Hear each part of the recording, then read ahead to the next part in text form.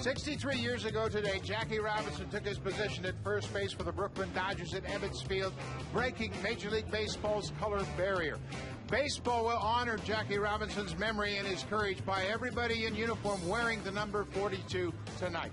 Hello, everybody. I'm Buck Martinez, along with my partner, Pat Tabler. And, Pat, one thing we have seen in this series, there have been some hot hitters, but once again, pitching shuts down hot hitting just about every day of the week. Well, you're right. The last two games, we've seen some very hot pitchers, and it's early in the season, so I think pitching is a little bit ahead of the hitters. Ricky Romero started off with 8 innings, just gave up the one hit, the home run to Rios. John Danks says, okay, enough of that. I'm going to stop that losing streak. I'm going to take them out and dominate, which he did yesterday. Gave up just 2 hits, one of them a broken back single by Randy Ruiz.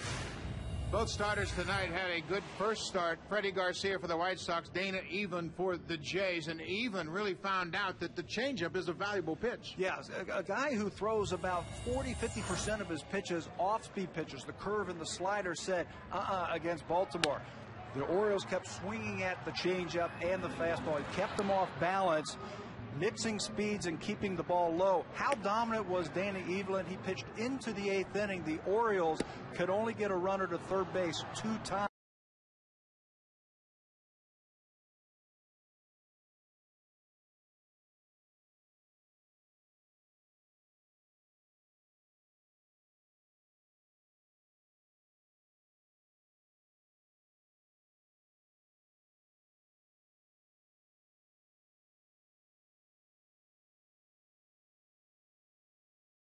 Starter in White Sox rotation. They have a very deep rotation. We have seen that, and we didn't even see Mark Burley in this series. So more, let's go down on the field for Sam Cosentino with more on the White Sox rotation.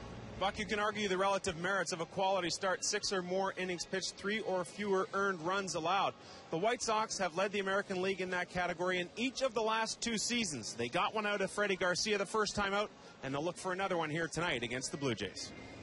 Again, it's all about power hitting for the White Sox. Carlos Quentin, his 3rd career grand slam last night, he drove in 6.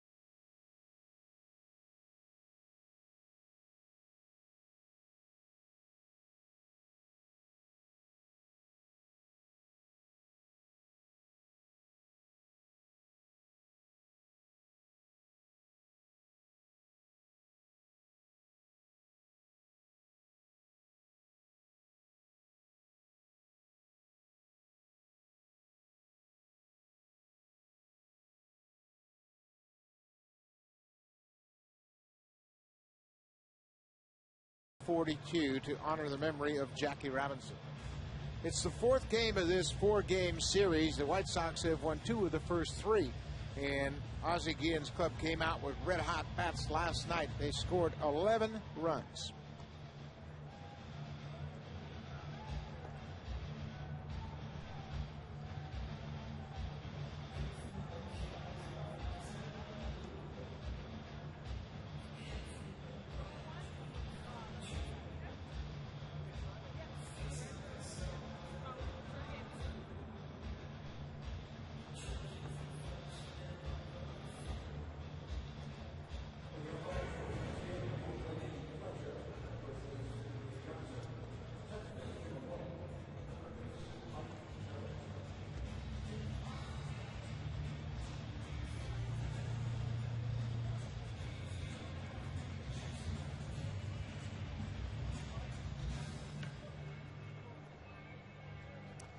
Back here at the Rogers Center, Dana Evelyn all set to take on the Chicago White Sox. This is the series finale. Let's take a look at Ozzie Guillen's lineup tonight.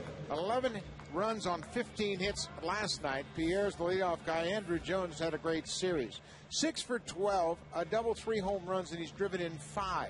Andrew Jones has had 3 down years. His final year in Atlanta, a year in Los Angeles with the Dodgers, and then last year with the Texas Rangers. Big start for him tonight up against Dana Evelyn. Yeah, he'll have his work cut out for him. Dana Evelyn came over from Oakland in an offseason trade and had a strong first outing for the Blue Jays against Baltimore. He allowed 5 hits while pitching into the 8th inning. Jays won that game 3-0.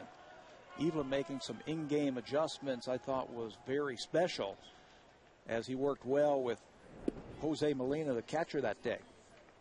Tonight his catcher behind Juan Pierre is John Buck, who's really taken the #1 catching position over. Slapped out of play. We touched on it in the opening about the adjustments that Evelyn made, and says he's normally curveball slider. After the game, Dana said I threw maybe 5 or 6 of those pitches. The rest of them were fastballs, changeup. There's a breaking ball in for a strike. What's that do for a hitter that has a feel and a sense for what they might get, but then Evelyn crossed up the Orioles? Well, I'm sure they looked at their scouting reports and they had faced Evelyn before the Baltimore Oriole hitters. There's a good pitch there.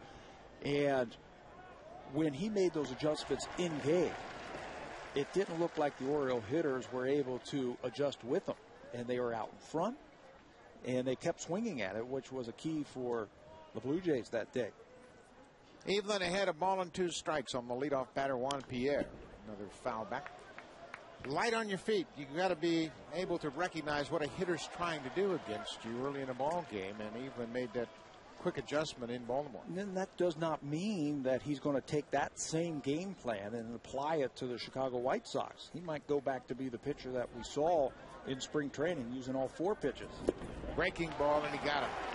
Little foul tip, and John Buck applies a tag, and Pierre's retired. Good start to the game for Dana Evelyn as he strikes out the first batter. The scouting report on the left-hander. He is not overpowering. He'll throw the fastball, the curve slider, and change, but he has to stay out of the middle of the plate. He's got to hit the corners. And the in-game adjustments for Evelyn, again, we might see some more here tonight. First pitch swinging is the second baseman, Gordon Beckham. Beckham's had a good series. He's got his average up to 257, jammed, and he's in a hole. If he makes improvements like I think he will, he is going to be one of those second basemen that put up big power numbers. Reminds me a lot of Aaron Hill when Aaron Hill first came up. A lot of natural ability, smarts at the plate. Aaron Hill was able to take it to the next level. A little bit like Jeff Kent. Some people project he might be that type of power hitter at second base. Beckham originally a shortstop. He played third base when he first came up last year, and now I believe he's found his home at second. 1 ball, 2 strikes. Lifted towards center. Wells has a beat on it. There, 2 down. Blue Jays defensively with some big changes. For the first time, Jose Bautista is not in right field. It will be Jeremy Reed getting his first start since being called up at the beginning of this homestand. Jose Bautista is still in the lineup. He is going to shift over to third base. Edwin Encarnacion will get the day off. Cito Gaston still thinking that Edwin Encarnacion is still in spring training mode 10 games into the season. 2 down for Carlos Quentin, who takes a pitch off the plate. Quentin, we mentioned the grand slam last night. That was his 3rd career grand slam. That came in the 5th inning.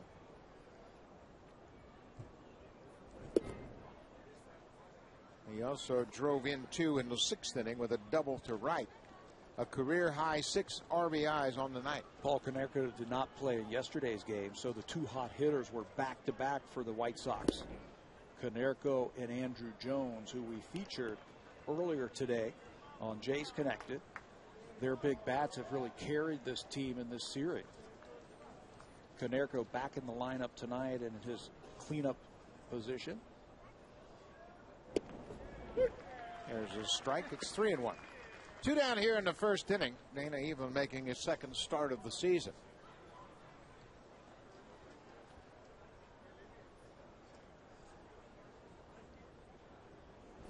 Swing and pulled on the ground to Bautista. 1-2-3 first inning for Dana Evelyn. Bautista handles it easily.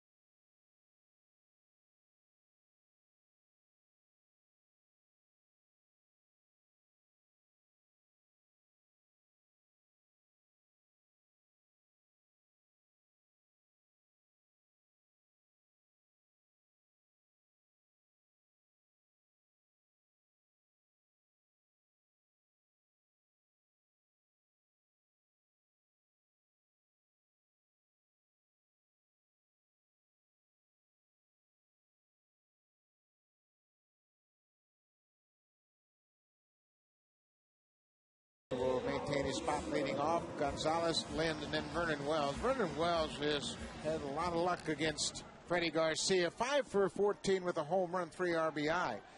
Down in the 7th spot is Jeremy Reed making his first start. He did get a pinch hit at bat last night, his first appearance of the season.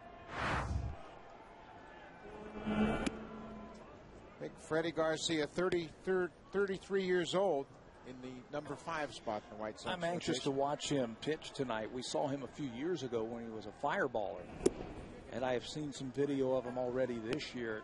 Totally different type of pitcher than the one we saw a few years ago when he was with the White Sox.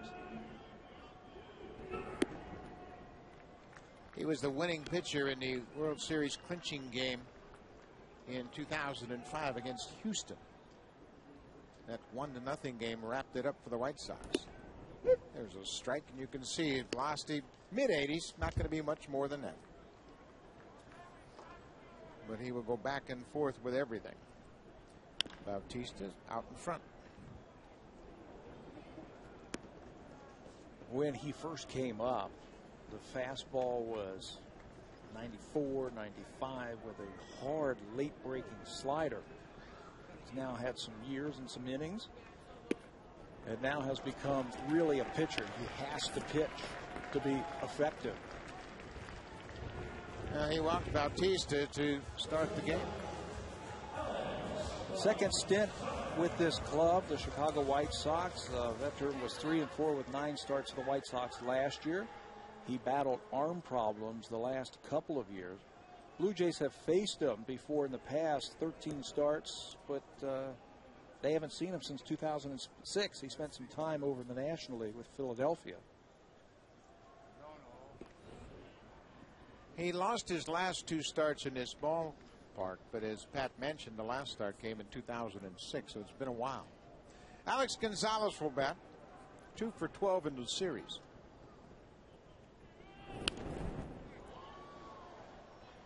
Gonzalez off to a good start here with the Jays. He's hit 4 home runs already.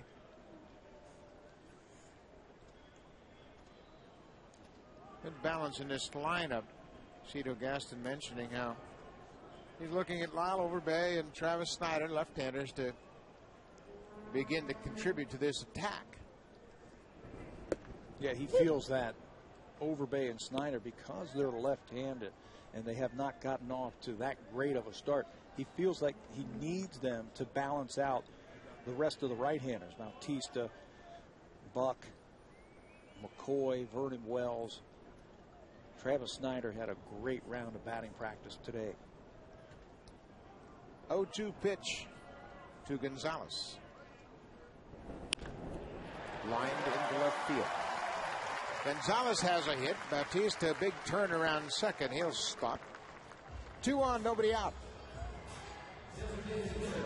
Freddie Garcia with the start tonight for the Chicago White Sox. The scouting report on the veteran. Pitcher's counts. He throws lots of strikes. He's not afraid to put the ball in play, so the Blue Jay batter should be ready to swing it on the first pitch. He's got the full complement of pitches, the fastball, the curveball, change, and he needs to change speeds to be effective. Adam Lind takes a pitch outside. As pitchers get older and they lose velocity, they start inventing pitches and trying different things. Garcia's doing that. He's got a little bit of a splitter now. Or else they play golf. Garcia behind Lynn. 2-0. Did not have a very good spring for the Chicago White Sox, did Freddie Garcia. And his manager, Ozzie Guillen, said a lot of people had doubts about Freddie, including myself, on the way he pitched in spring training. But I think Freddie Garcia proved everybody wrong when he pitched well his first time around this year. 2-0 off-speed pitch, and Lynn's out in front. Well, oftentimes with veterans like Garcia, they go through spring training just trying to work on things, and the numbers can get pretty ugly. They might be working on a splitter that day. They might be trying to turn over a fastball. Not worried so much about velocity as they build up their arm strength. 3-1. Well, one thing Garcia had was track record. The White Sox knew what he was capable of doing. As we mentioned, this is his second go-around with the White Sox, and Ozzie Guillen knows him very well. They both come from Venezuela, and they have a very good relationship, so Ozzie was quick to give him another chance. Swing and a line drive at the second baseman to second for a double play. Jose Bautista took an extra step at second base, and it proved costly. Beckham, with good reactions, doubles up Bautista. Nothing you can do about that if you're the hitter. You're just trying to hit it hard, this time right at Beckham. And with Ramirez, the shortstop, shading up the middle, he easily beats Bautista to the bag for a double play. 1 pitch, 2 outs. Well, that's how quickly Garcia can get out of a jam. Just make a pitch, and it was hit hard, but right at the second baseman. So there are 2 out now for Vernon Wells. Gonzalez at first. No score here, bottom of the first inning.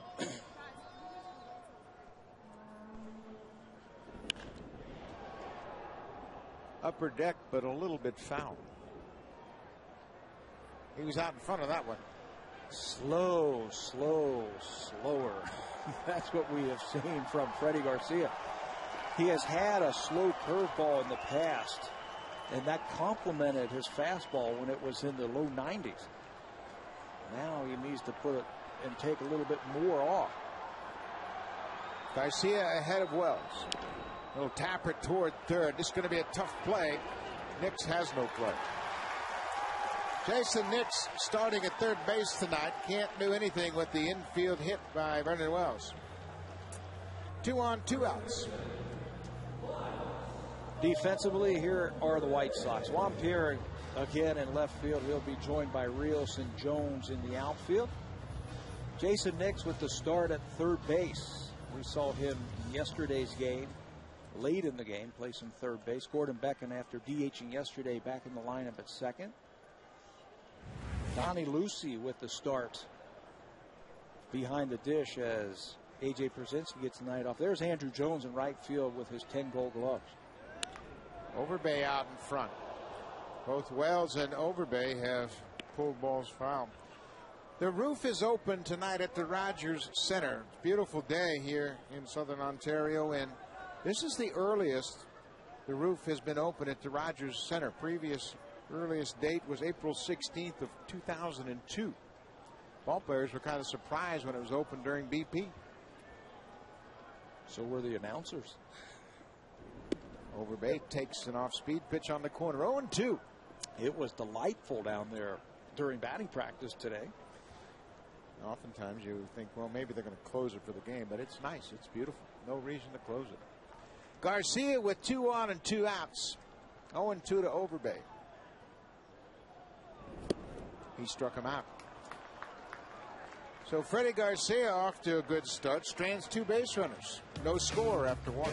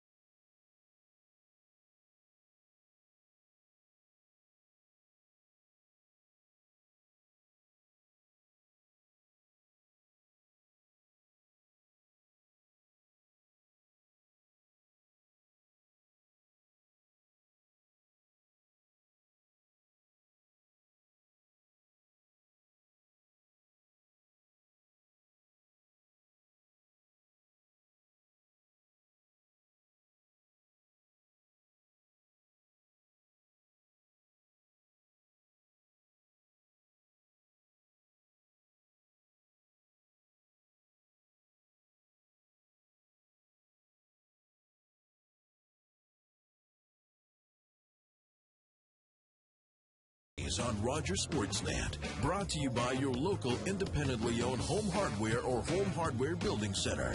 Homeowners helping homeowners.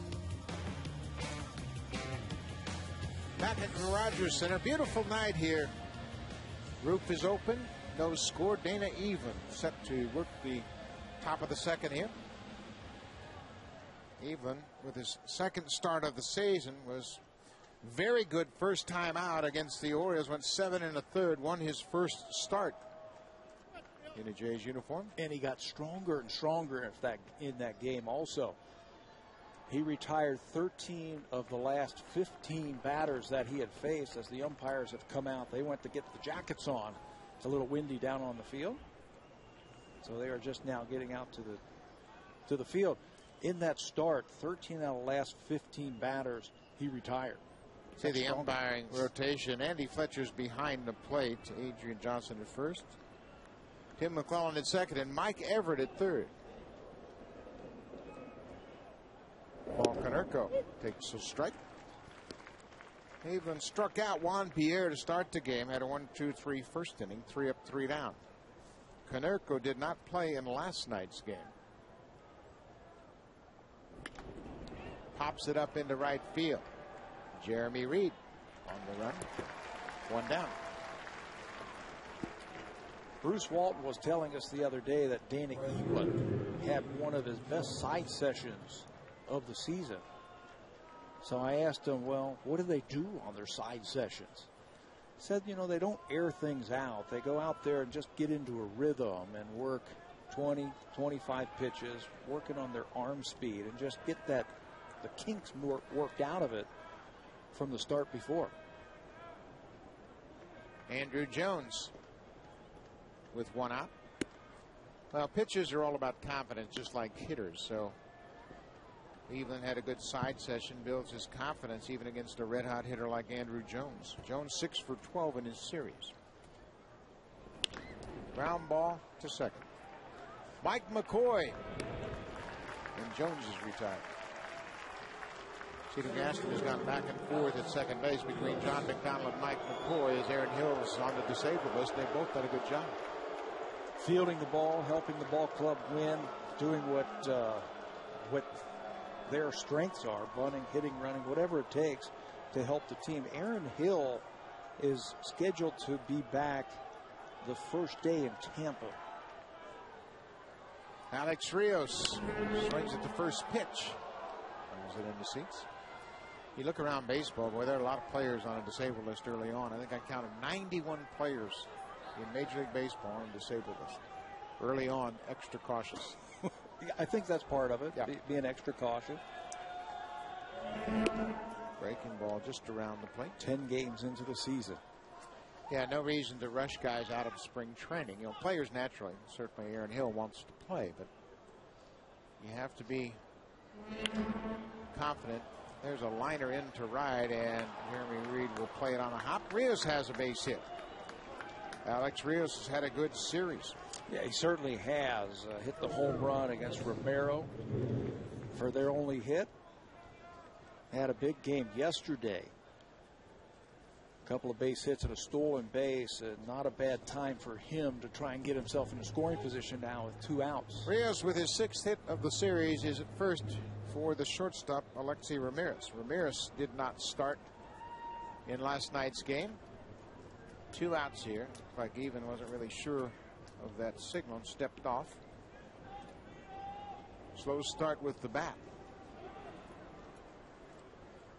But a different type of player, according to Ozzie Guillen, this year, Alexei Ramirez, as opposed to last year when he got off to a slow start. Last year, he took his bat woes to the field, committed 20 errors at shortstop, playing much better defensively. Breaking ball in there. Guillen really likes the way that Ramirez has started the season, going all the way back into spring training. He's much more focused, much more confident, especially in the field, and certainly that's what Guillen wants to see from his shortstop. Good defense first. Yeah, he's not being punished yesterday in that game because he's hitting 138. He wanted to get Omar Vizquel games back to back. And Ozzie Guillen's done a good job of getting his whole roster playing time early in the season. There's Vizquel, who has started twice in this series, once at second, once at short. Boy, what a valuable guy to have on your club, huh? Yeah. No, he's going to be ready should you call upon him, no matter where you put him. We're at the top of the second inning here. There's no score. 2 down. There goes Rios. Swinging a drive toward left field. Snyder on the run, and that ball will settle in his glove. Ramirez hit it well, but it stayed in the ballpark.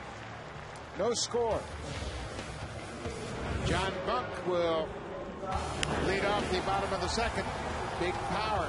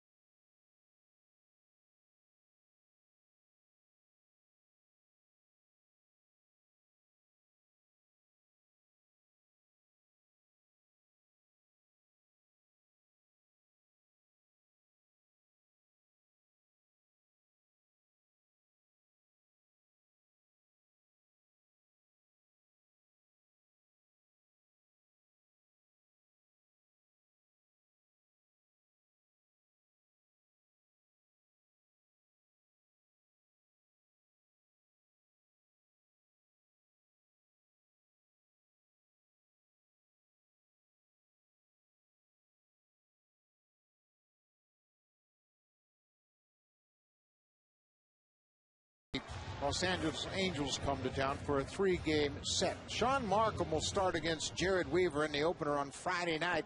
416-341-1234 for tickets. Log on to BlueJays.com. Angels off to a little bit of a shaky start, going 3-6 to start the season. John Buck taking the majority of the catching duties. Hit a long home run here on Monday in his first at bat, a 2-run homer that tied the game at 2-all.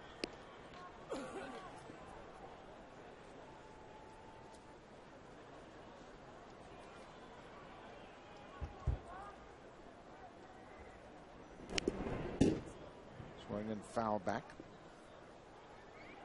Bucks had kind of a interesting at bat the last couple of times where they pound him inside and then really try to go slow. I think they picked up on the fact that he's looking hard, looking for something that he can drive. But don't miss. If you miss, John Buck hasn't missed. That home run was one of the furthest that I've seen hit here. There's the setup pitch, push him back, and you would think Garcia's trying to set up something outside. 2-2 to the leadoff batter here in the second inning, John Buck against Freddie Garcia.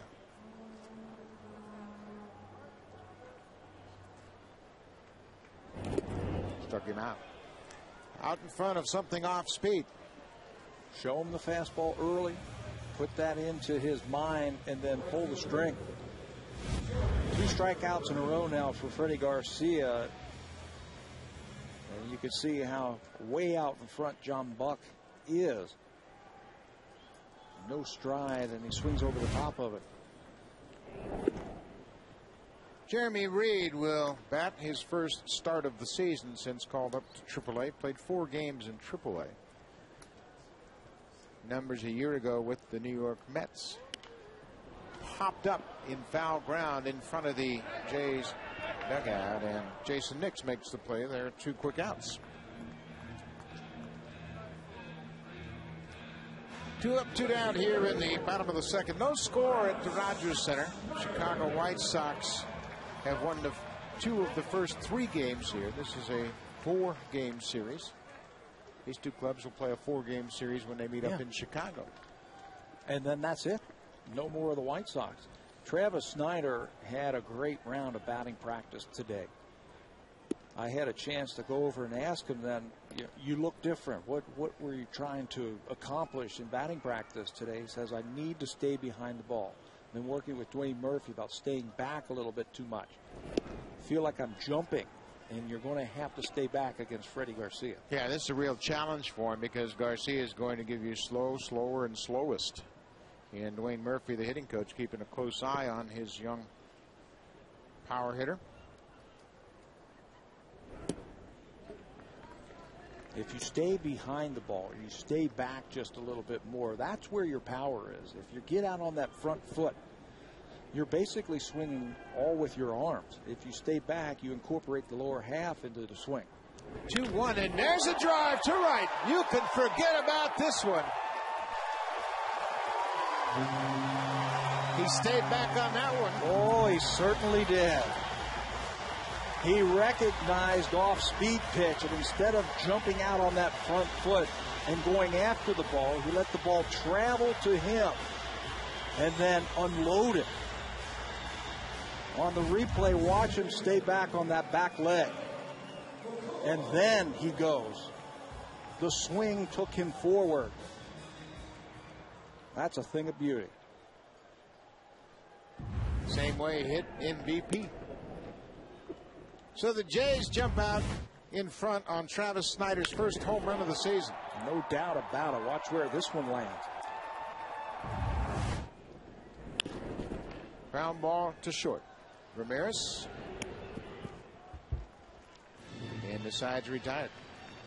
Mike McCoy grounds out to the shortstop, but a big 2-out home run for Travis Snyder. His first of the season. He jumped all over a high breaking ball. 1-0 Jays.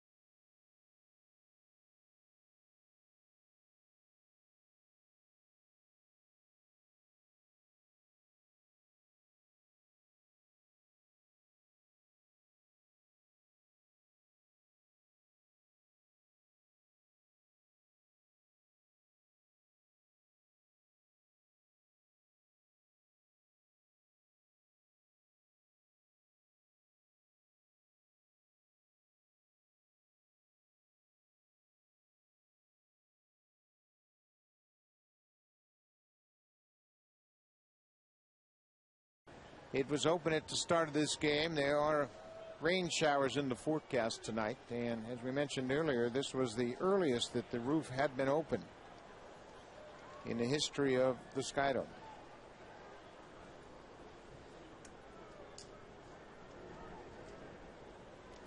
One nothing Jays. Sox hitting here in the third inning. It'll be 9-1-2 for Chicago. Donnie Lucy came on as a pinch hitter last night and got a base hit in the ninth inning, a double. Swings and lifts it toward right field. Reed on the run and makes the catch. Jeremy Reed got a good jump on that sinking liner and makes a sliding catch for the first out. Tracked it really well, too. Was shading Lucy over there, and watch how he tracks it, picks it up, and then lays out for the first out. Good speed in the outfield. He came up as a center fielder. He's very valuable in that he can play all three of those outfield positions. One down now for the number 9 hitter, Jason Nix.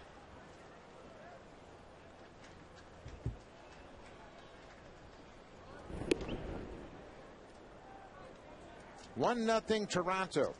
Travis Snyder's first home run of the season, a 2-run home run in the second, has put the Blue Jays out in front. Nix swings and pops it up into shallow center. Vernon Wells, 2 down.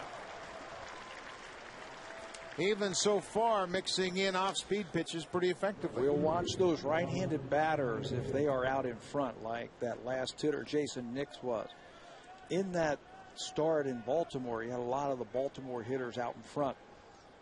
Dave Tremblay put 8 right-handed batters into the lineup that day in Baltimore, and they were all out in front. A lot of fly ball outs in that game also. Juan Pierre takes a strike. He was a strikeout victim in the first.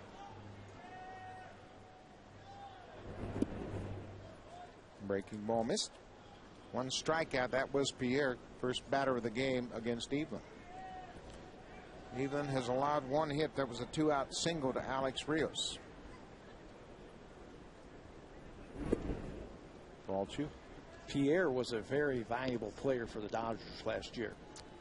They don't win and go to the postseason without the contribution from Juan Pierre, filling in when Manny Ramirez was suspended for 50 games. Started all 50 games in left field when Ramirez was out. Chipped in with 30 stolen bases last year, which was good for 4th in the American League.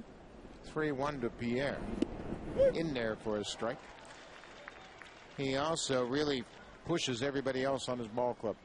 He's a consummate professional, always prepared, always pushing, always trying to figure out how to win a game, and he brings everybody along with him. Full count to Juan Pierre outside. He walked him.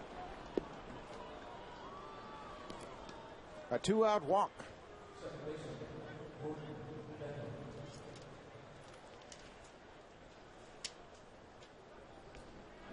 So even now will work out of the stretch to Gordon Beckham. 2 down, 1-0 Jays.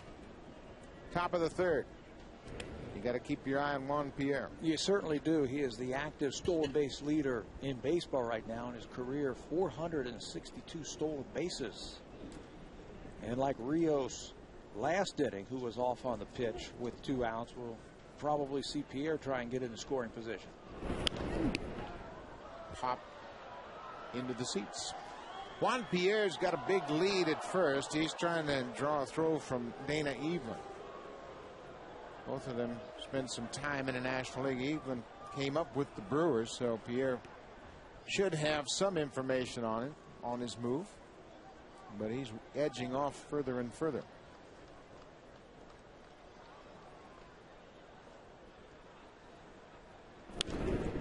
Indecisive for sure. Juan Pierre was bouncing back toward first. Evelyn's been around, so he knows how to hold runners over at first base. Show him a couple different moves over there when you throw over to first.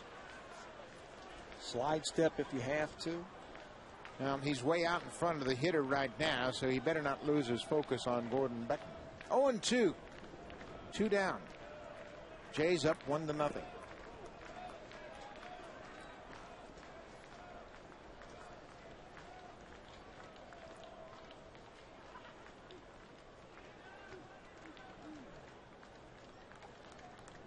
Breaking ball gets him.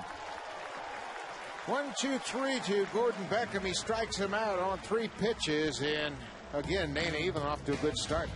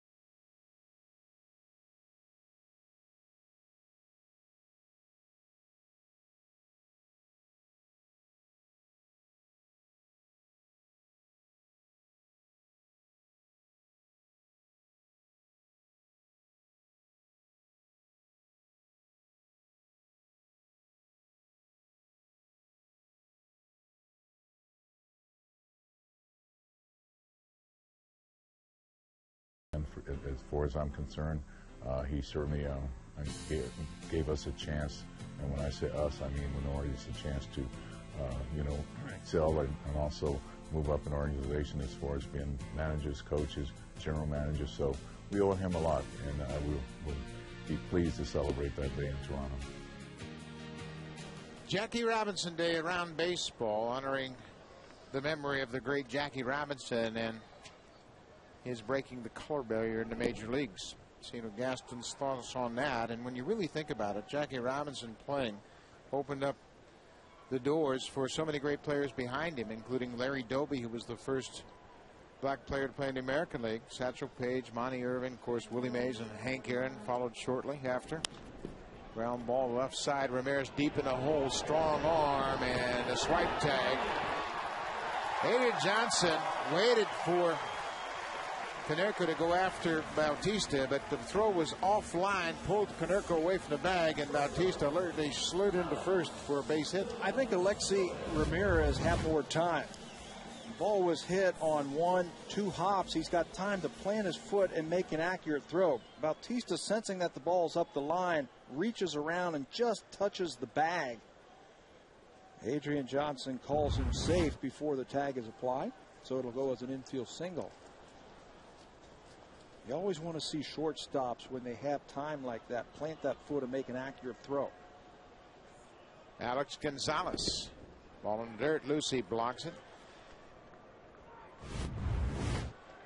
Bautista reacting, swiping that hand on the inside of the bag. The umpire had a pretty good angle to see if that hand indeed touched the first base bag.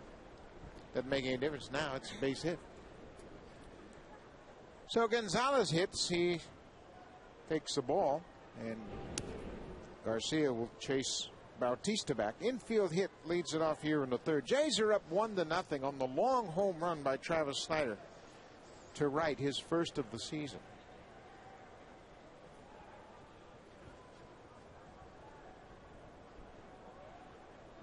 Swing and a drive toward the gap in left center. That'll split the outfielders and go all the way to the wall. Here comes Bautista around third. There'll be no throw to the plate, and Gonzalez has driven in to run with a double. First RBI for Alex Gonzalez, driven in with something other than a home run. Extra bases. He'll go down and get this fastball from Garcia and just lace it into the gap in left center field. Watch how the ball hits off the wall instead of coming right back to the center field of Rios.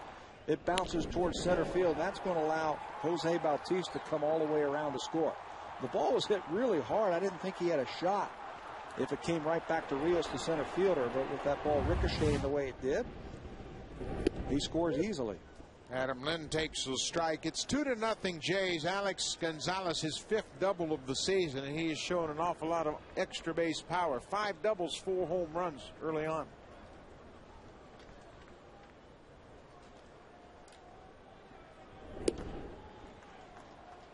Down and in, 1-1 on Adam Lind. Hit into a double play, hit a line drive right at to second baseman Gordon Beckham, who then doubled off Jose Bautista.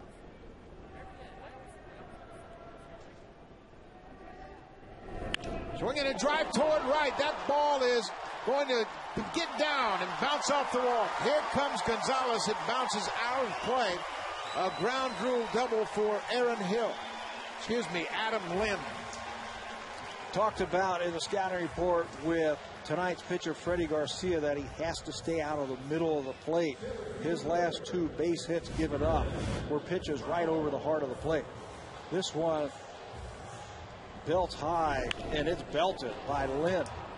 He got topspin on the ball, so he can't get it elevated and out of the ballpark, but it bounces out for a double and a 3-0 lead right now for the Blue Jays. Second time through the order proves tough for Freddie Garcia. Vernon Wells fouls it back. Wells had an infield hit to third in his first at bat.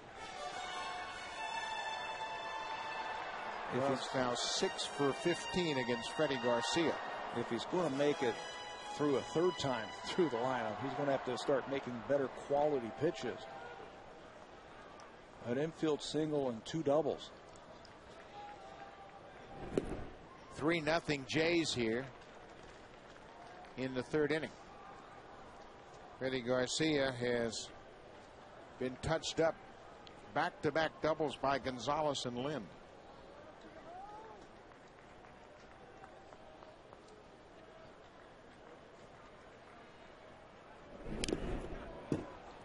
Foul the plate. Lind now has 7 RBI on the season. Gonzalez drove in his 5th. A little more balance in the lineup, and good to see Adam Lind hitting the ball sharply. He's hit the ball right on the button twice tonight. Certainly has, and the team leader is standing at the plate in RBI.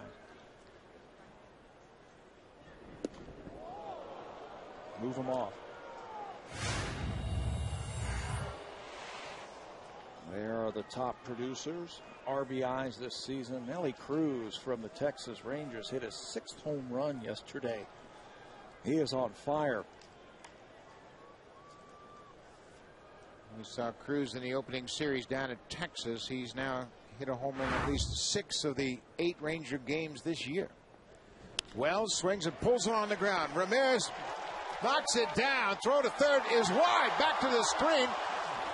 Vernon Wells didn't pick up on it. He will hold his ground at first. Donnie Lucy retrieves the ball. It'll be a second infield hit for Vernon Wells. Ramirez, for the moment, saved a run by keeping that ball on the infield. Heads up base running, I think, from Adam Lind. He knows that that ball is a tough play by Ramirez. Even if he comes up with it, I don't think he has a shot at getting him at third base. Wells is thinking base hit, so he's got his head down, and when he crosses the bag, does not realize that the ball is into the backstop, so he cannot move up to second. Well, and that is the way he's supposed to play it. Infield hit. You're not sure where it's going to go, so just try to leg it out. So Wells is at first, Lind's at third for Lyle Overbay. Overbay takes one low. This is where the offense needs to take advantage of this inning. Still nobody out for Freddie Garcia. Jays are up by 3.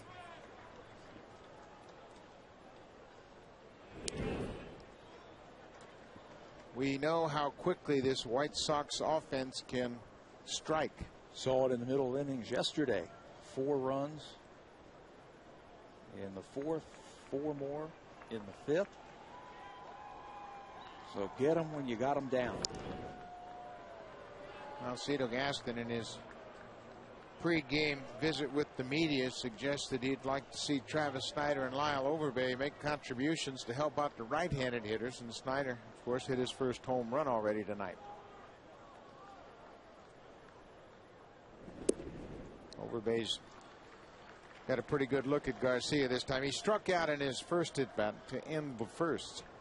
Second time through the order, Garcia hasn't retired a batter.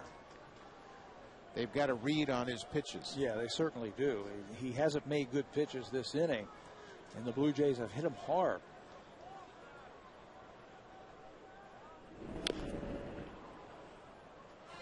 Foul down the first baseline.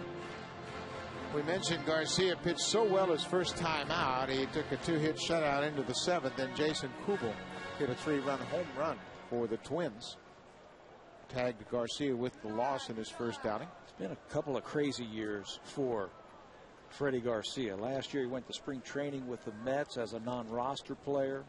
Made a couple of starts for their AAA team, and then they released him. 2-1 pitch to Lyle Overbay. Outside, 3-1. White Sox then signed him in June. He made 4 starts in the minor leagues for their team. His contract was purchased on August the 18th when Ozzie Guillen needed a 5th starter, and he pitched pretty well, winning 3 games the last 6 weeks of the season for Ozzie's team. 3-1 pitch, runners at the corners and no outs. Jays have already scored 2 in this inning. Bullpen, Randy Williams is loosening up. Williams has made 1 appearance in this series so far. 3-1 to Overbay.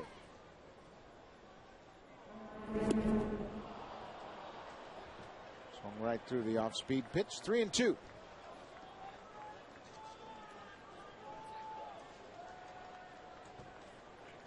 Ozzie Guillen's bullpen is well rested. They just used 1 reliever last night. Tony Pena picked up John Banks. He worked the final 2 innings.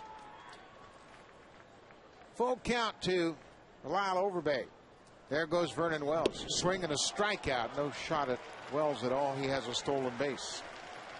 So Garcia strikes out Overbay for the 2nd time tonight. Wells gets the steal, his first of the season. Timed it perfectly.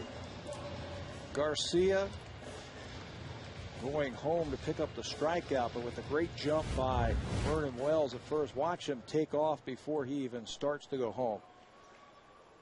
And they stay out of the double play, basically. No strike him out, throw him out. No chance for the catcher at all. Now there are 2 runners in scoring position for the catcher, John Buck, and the infield has come in halfway, trying to cut down the runner at the plate. Buck drives it toward left. Juan Pierre makes the diving catch, and tagging at third base is Adam Lynn. So John Buck delivers the sac fly. The Jays expand their lead to 4-0, and Buck picks up his 5th RBI of the season. He'll take it, John Buck, but as a hitter, when you hit a ball like this with a couple of runners in scoring position, you want more than just a sacrifice fly. You want a base hit and 2 RBIs. Great play by Juan Pierre, the left fielder, to take away that hit and RBIs for Buck. And now Jeremy Reed with 2 outs, swings at the first pitch and drives it towards center. Alex Rios is there, and Reed is retired. But the Jays come up with 3 runs in the inning off Freddie Garcia. Infield base hit, back-to-back doubles by Gonzalez and Lynn. It's 4-0 Jays.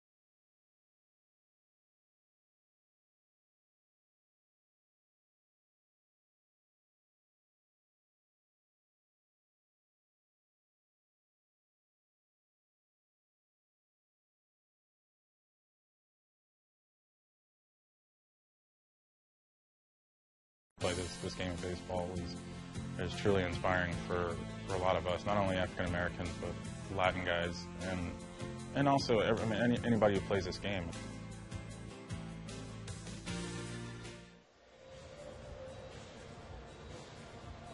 Back at the Rogers Center as we're set to play the fourth inning there.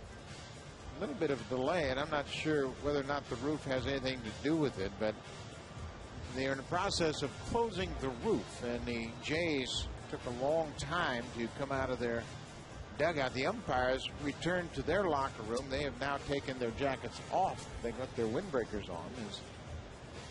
It's much more comfortable once that roof is closed, and Tim McClellan, the crew chief, is now taking his position behind second. Did that, Buck, have anything to do with they played that full inning with the roof open, and now they have to wait for it to close before they could start a new inning? It seemed as though there was something to that, because that was the timing of when the Jays came out, when the roof got close to being shut completely.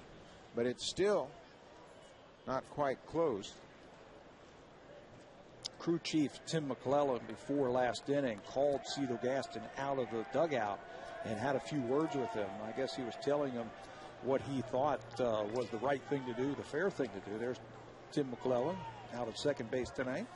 Well, whatever it is, they have it resolved now, as Evelyn will work to Carlos Quentin here in the fourth. Jays are up 4-0.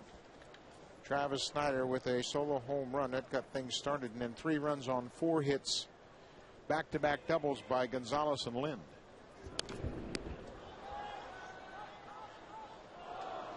Evelyn, his second start of the season, has allowed 1 hit and has walked a batter. He's always had good movement on his fastball. That's really been a very good pitch for him. And now he's bringing a changeup into the mix, and as we mentioned last time out, he really emphasized that off-speed pitch. A couple of years ago, he was very good, I thought, for the Oakland A's. They acquired him from Arizona in the Dan Herron trade. And when he came up to Oakland, I thought he was going to be a mainstay there for years to come. But last year was really a nightmare for him. The league hit about 360 against him. He went up and down, spent some time in the minor leagues, and really is appreciative of having a chance to pitch for this organization, knowing if he does well, he's going to stay here.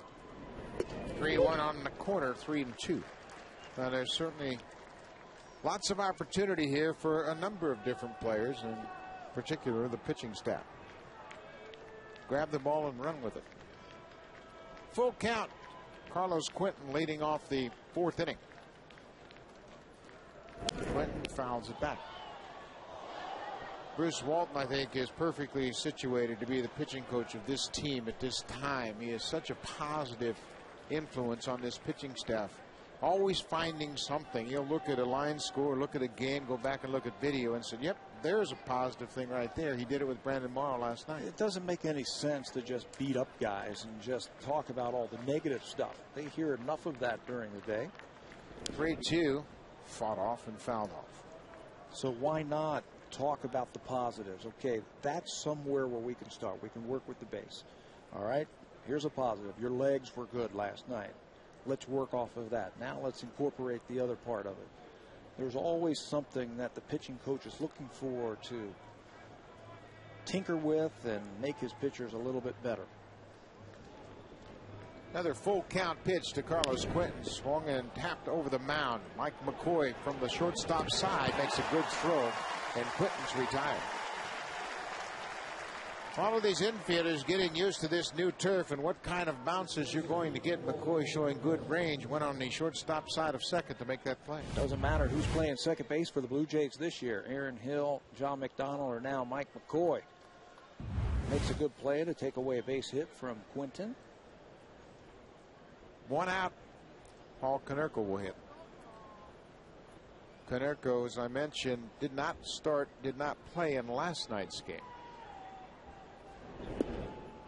Makes a breaking ball low.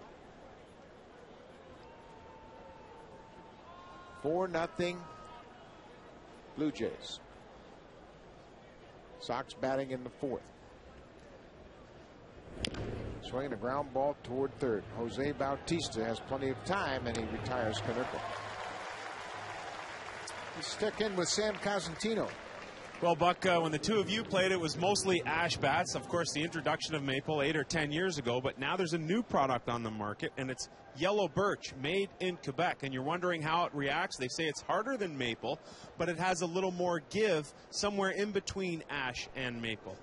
You wonder if it works. Andrew Jones, the 3 home runs he's hit in this series, used with a yellow birch bat. Out in front and pulls it into the seats. Sign me up, Sam. If Andrew's using it, I want some. Players are, and you know this as well as anybody, players are really fickle. They'll take a bat and get a few hits with it and fall in love with it. Or they'll see somebody else take a bat, get a couple of hits, and like, hey, where can I get some of those? Nobody's better at that than Manny Ramirez. Andrew Jones with 2 down takes the ball outside. But baseball always trying to improve upon the equipment, and certainly the concern about the maple bats shattering and those sharp barrels helicoptering out towards players. There's a strike. A ball and 2 strikes on Andrew Jones. Major League Baseball has said they're going to look into that and try and fix that. I don't know if they can outlaw those bats, but it is a dangerous thing. 1-2 to Andrew Jones. He takes the breaking ball down. Andrew Jones hitting here with 2 outs in the 4th. 4-0 Blue Jays. Eveland has held the Sox to a single hit.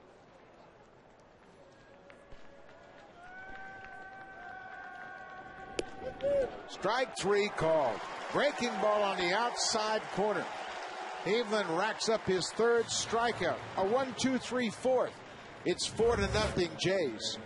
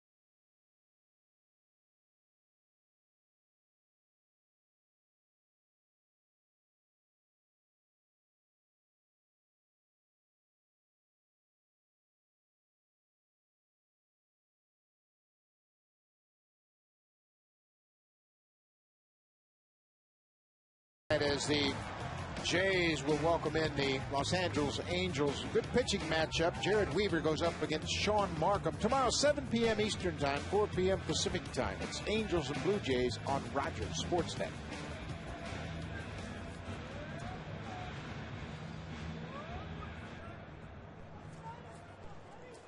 Bruce Walton, John Buck is exchanging information, and Bruce Walton has really been impressed with his new catcher, the way he is so open and anxious to learn and open to suggestion. Ongoing conversation, and Walton prefers to have that conversation with the catcher as opposed to the pitcher.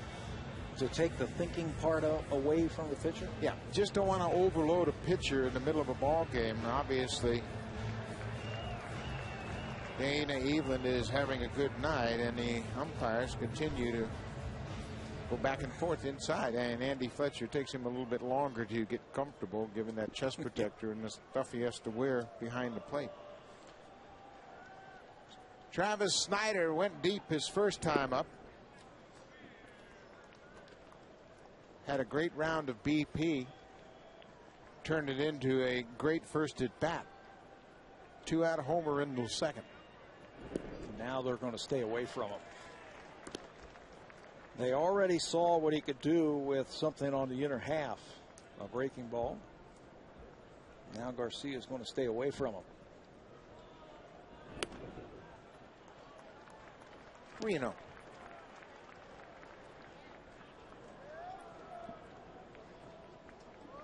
Travis Snyder leading off the fourth. 3-0 count. Takes ball 4. So Garcia continues to struggle with the Jays lineup, second time through the order. Walks the leadoff batter here.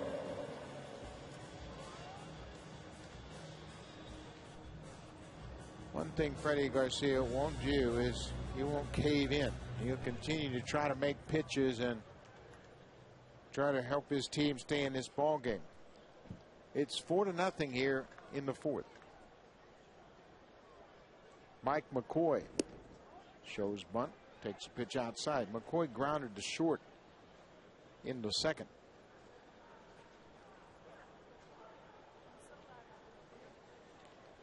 Cedar Gaston can play hit and run with McCoy. He's got a lot of confidence in McCoy's ability to handle the bat. Swinging a drive toward left field. Juan Pierre turns his back to the infield. It's off his glove, up against the wall. Here comes Travis Snyder around third. He'll score, and Mike McCoy drives in the 5th run of the game. He delivered in his first start down in Texas with a couple of hits and an RBI, and now against Freddie Garcia, his first extra base hit in the major league. This one launching now off the glove of Pierre in left field. Almost a circus catch by the Chicago left fielder. Mike McCoy unloads. And Ozzie Guillen's got to figure something out right now. Juan Pierre couldn't make the catch, and now Jose Bautista will bat. Takes a strike. Freddie Garcia is heading into trouble right here with the order turned over. A run in. There's already a runner out on base in the middle of the lineup coming up.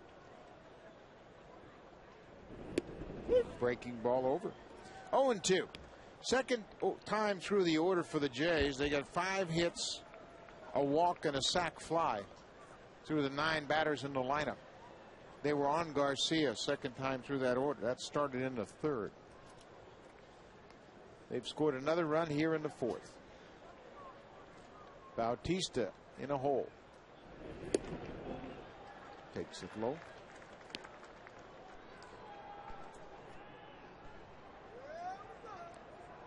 Juan Pierre got back to that ball and had a piece of it, just couldn't make the catch. I think he was surprised by the power that Mike McCoy showed.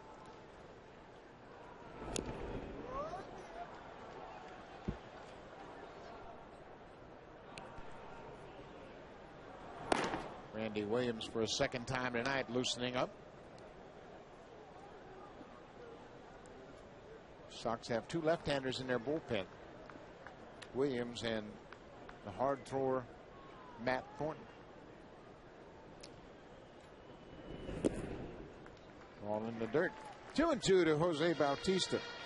1 run in on Mike McCoy's first major league double. A drive off the glove of Juan Pierre on the warning track in left.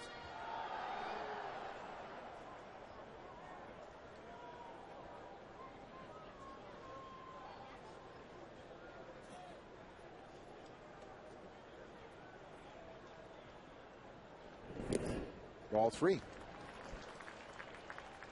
Jays hitters just have had a real good read after that first time through the order. They all faced him once, and then they had a pretty good sense of the velocity. Yeah, and what you don't want to do as a hitter is commit too soon against a pitcher who is struggling to throw strikes, and he's struggling with his velocity. Stay back, see the ball before you strike.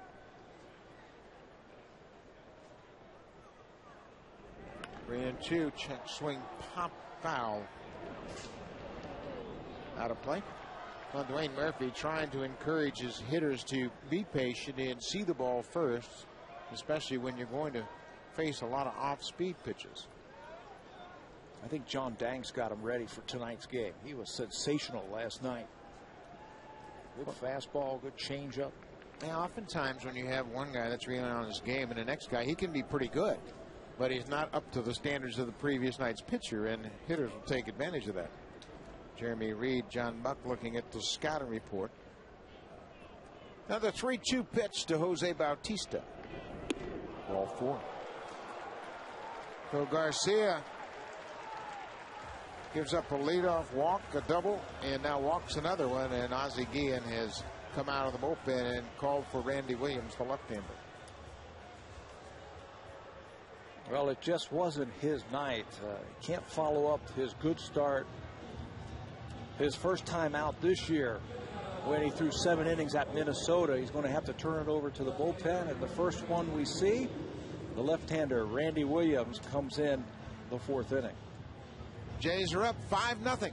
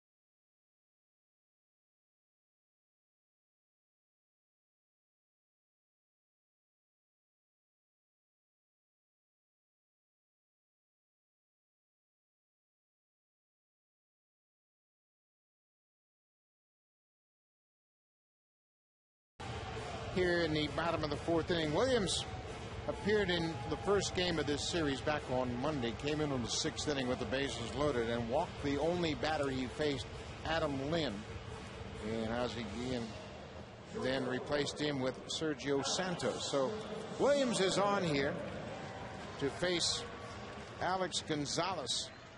Still nobody out, a run in and 2 on.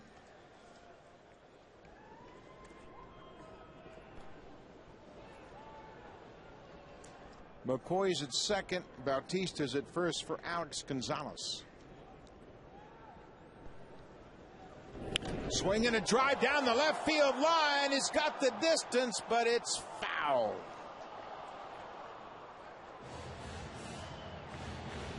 Throwing into his wheelhouse. And he has shown that he's got some power. 4 home runs already this year. A single and a double tonight already for Gonzalez.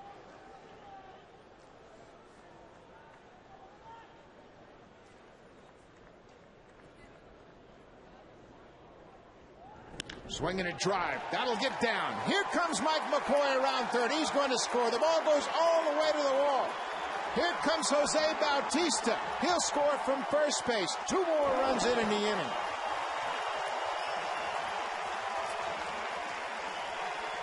That looked like Alex Gonzalez' last double. Fastball on the inner half. Goes down and sends a rocket right over the shortstop's head, Ramirez. And it goes all the way to the wall. Center fielder Alex Rios can't cut it off, and when he gets to the ball in front of that fence, he boots it momentarily. And that allows Jose Bautista to come all the way around to score from first base. What a night for Alex Gonzalez. 3 hits and 3 ribbies for the Jays shortstop. Now Adam Lynn takes a strike. Lynn has an RBI double that came in the 3rd.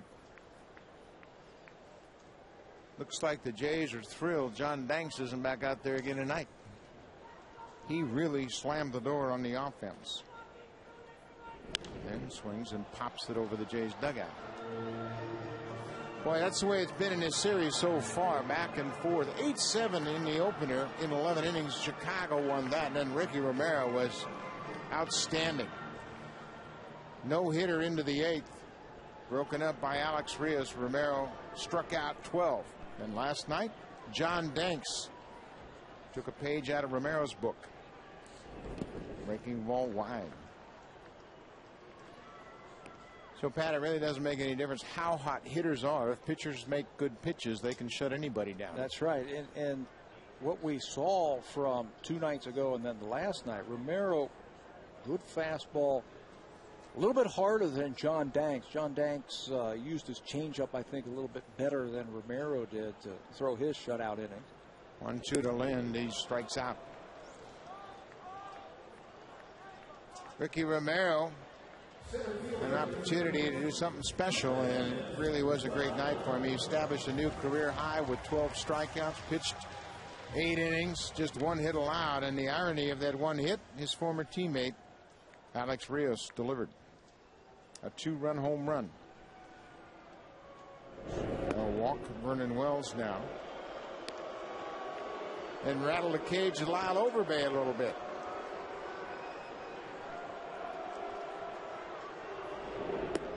Seven nothing. Jays lead it. Lyle Overbay struck out twice tonight. And he's left 4 runners on base in his first 2 at bats. So a chance now with runners on first and second for Lyle to pick one out and hit it hard somewhere. Well, not only do you avoid pitching to Vernon Wells, who has 2 infield hits, but you set up a possible double play by walking Wells. It's the percentage play for sure, plus the fact that Overbay is off to a slow start. And he's left-handed. Yep. So Lyle Overbay will step in to face Randy Williams. 2 on, 1 down.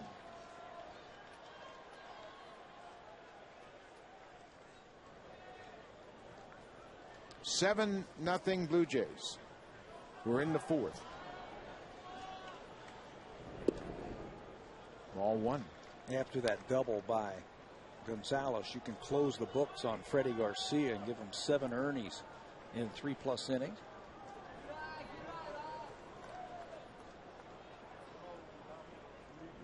Swinging a ground ball towards second. Gordon Beckham flips to second for 1. Not in time. No time, no throw to first. They get the lead runner at second base. Gonzalez moves to third.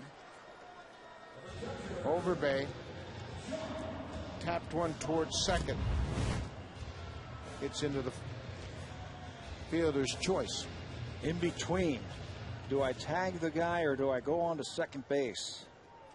He elects to backhand the ball, shovel it over to Ramirez, the shortstop, and made a nice play as he signals to his double play partner. That was the right move. Runners at the corners, 2 down for John Buck. Takes a fastball in there. One of the few times this series he's taken a first pitch. Been very aggressive. Good to see. I think you need to be aggressive when you have runners in scoring position. That pitcher wants to jump ahead of you quickly with strike 1. Be ready for it. Buck swings at a pitch away and misses. 0-2. Randy Williams came on, surrendered the double to Alex Gonzalez, then struck out Adam Lynn. Intentionally walked Vernon Wells and got Overbay to hit into the fielder's choice. Ahead of John Buck. Struck him out. So Randy Williams strikes out John Buck to end the inning, but the Jays add 3 more. They now lead it 7-0.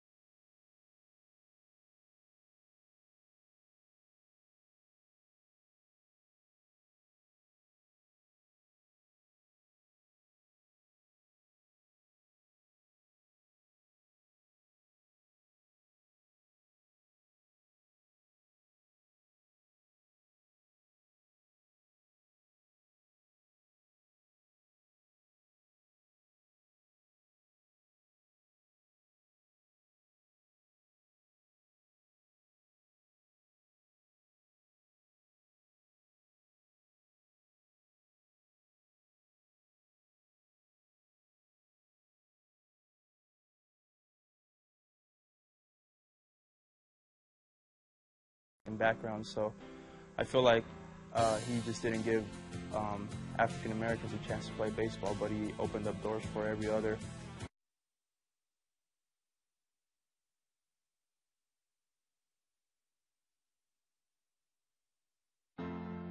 It means a lot. I come from a Mexican background, so I feel like he just didn't give African Americans a chance to play baseball, but he opened up doors for every other minority out there. Back here at the Rogers Center on Jackie Robinson Day, Dana Evelyn in command, just one hit through 4 innings. And Alex Rios is the man that delivered for the White Sox. Rios has had 6 hits in the series. In his return to the Rogers Center, breaking ball inside. Did he go? Adrian Johnson at first says no.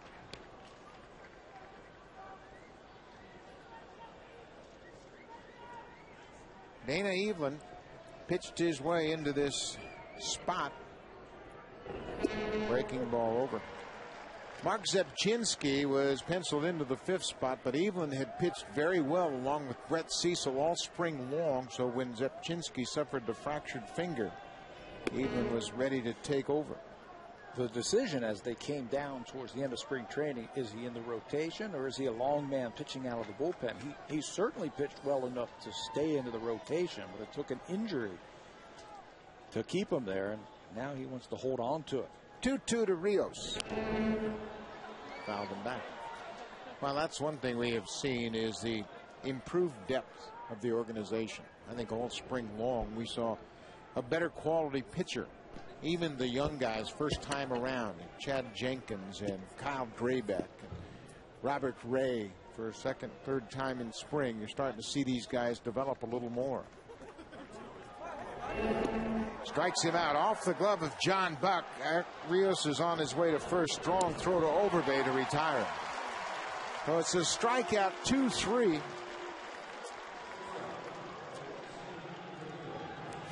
Freddie Garcia roughed up here tonight.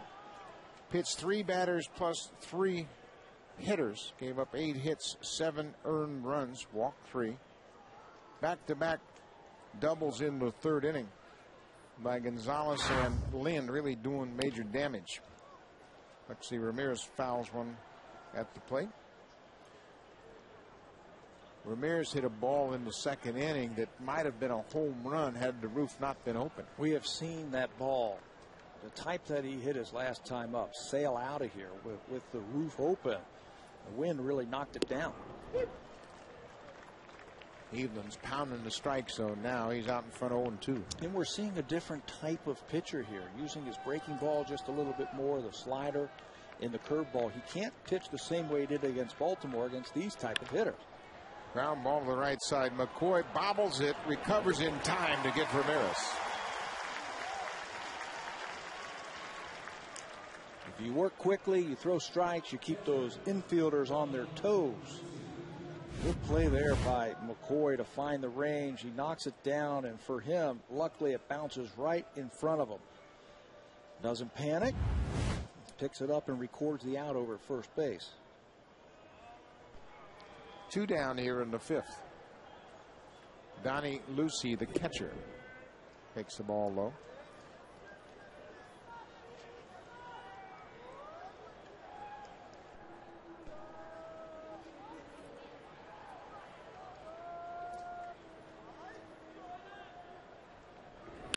Swinging a drive toward left field, and that ball is going to sail out of here into the 2nd deck for Donnie Lucy. First home run of the season, starting in place of the regular A.J. Pierzynski. First major league home run for the White Sox catcher, and he crushed it.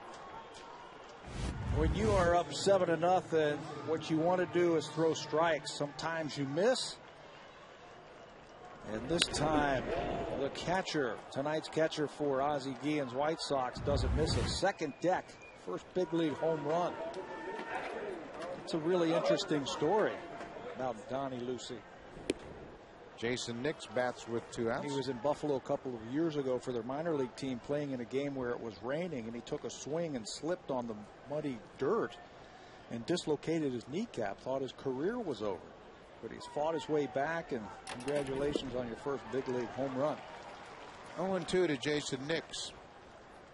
Yeah, Lucy had been with the White Sox in 2007. He got a little cup of coffee and then suffered that injury. And it's good to see him healthy and back. 0-2, 2 down to Jason Nix, the number 9 hitter. Breaking ball down and in. 7-1 Blue Jays. They lead the White Sox here as the Sox bat in the 5th. Down in the order, bottom third of the order, you've got a 7-run lead. You want to just be aggressive, and Donnie Lucy took advantage of it. His first major league home run. Breaking ball hit on the ground in front of the mound. Evelyn to first. So Dana Evelyn gives up a solo home run to Donnie Lucy, the White Sox catcher's first major league home run. 7-1 Blue Jays.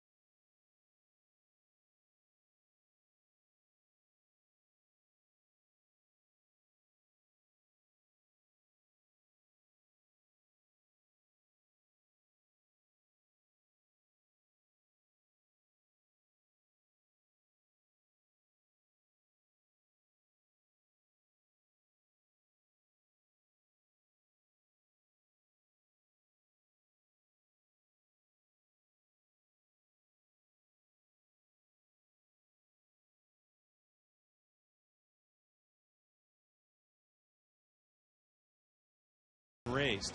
Minorities with leadership qualities are given 4-year scholarships from the foundation. Each team will autograph 1 jersey, send it over to MLB.com, where they will be auctioned off. The proceeds from those autographed jerseys will go to the Jackie Robinson Foundation. Thanks, Sam, and certainly baseball honoring Jackie Robinson. Ken Griffey Jr. is actually the guy that got everything going about unretiring the number. He called Commissioner Bud Selig and asked if he could wear number 42 to honor Robinson. Bud Selig, the commissioner, thought that was such a good idea. They kind of expanded it, and now everybody has worn number 42 for the last 2 seasons. Umpires included. A ball and a strike on Jeremy Reed. Reed, the right fielder tonight. It was interesting in talking about 42, as there you see the umpires are wearing the 42 patch, and as Sam said, each team in the big leagues will auction off a signed 42 uniform from their games today. So you can log on to MLB.com and bid on one of those jerseys. Jeremy Reed's first start of the season. Ball 4. Randy Williams walks his second batter. First one, Vernon Wells, was intentional. So the leadoff walk here in the 5th. This is a team, the White Sox bullpen, that is made up of a lot of power arms, and we've seen them all in this 4-game series. They don't have a true long man in the bullpen. a lot of one-inning type of pitchers. So when Ozzie Guillen finds himself in this situation, how does he piece it together? Yeah, it's difficult because everybody that you have down there is basically a one-inning pitcher, and you don't want to burn your entire bullpen asking him to go an inning apiece. Snyder bounces it up the middle, and Beckham gloves it and backhands it to Ramirez for the out. What a play by Gordon Beckham. He, too, just like every infielder playing his first time on this artificial surface, not really familiar with the bounce, has made a nice play. First year at second base also. He was playing third last year for the White Sox, and he gloves it.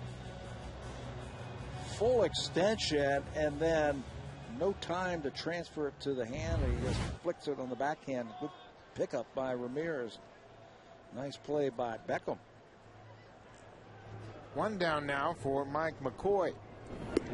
With a booming RBI double in the fourth to left field. His first extra base hit of his major league career. He appeared in 12 games last year at the end of the season with the Colorado Rockies, but broke camp this season in a Jays uniform. Chased one outside.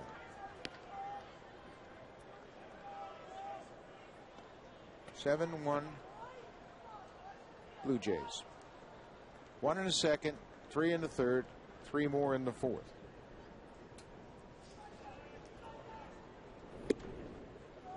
Inside. So far, Cito Gaston's really been true to his word about utilizing the bench, and obviously a lot of that came about because of the injury to Aaron Hill. But Gaston felt like he had enough talent on the bench to use the extra players. McCoy pulls one inside the bag at third base, down the left field line. Travis Snyder will come to third base. He's getting stopped. McCoy has his second double of the night just inside the bag at third.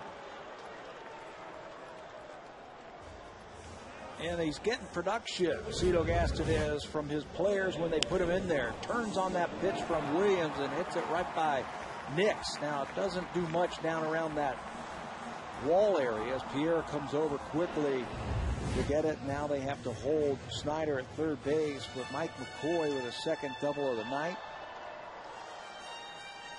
Made a fine play in the field and now has a multi-hit game.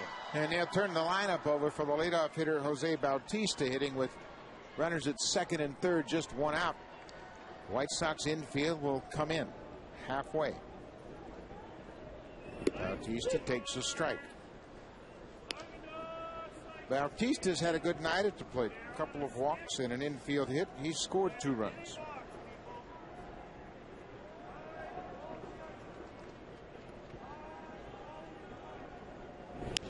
Swing and hit base runner in foul territory. Travis Snyder took his lead in foul territory, and that's what they want you to do. Just because of that, he couldn't react in time to get out of the way of that hot shot.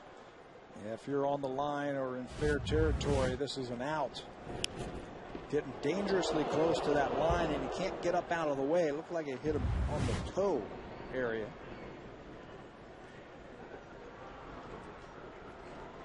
Go ahead and take your lead over into the third base box now. There's no reason to be as close as he was to that foul line for sure. Look at where Brian Butterfield, the third base coach, is getting an angle on that runner. 0-2 to Bautista, missed away. Yeah, Travis Snyder made it kind of rough on Mike Everett, the third base umpire. He was pretty close to that foul line. Everything happening so quickly for the umpire to make a call, but Snyder was clearly in foul ground. A ball and 2 strikes on Jose Bautista. 1 out here in the 5th. Inside.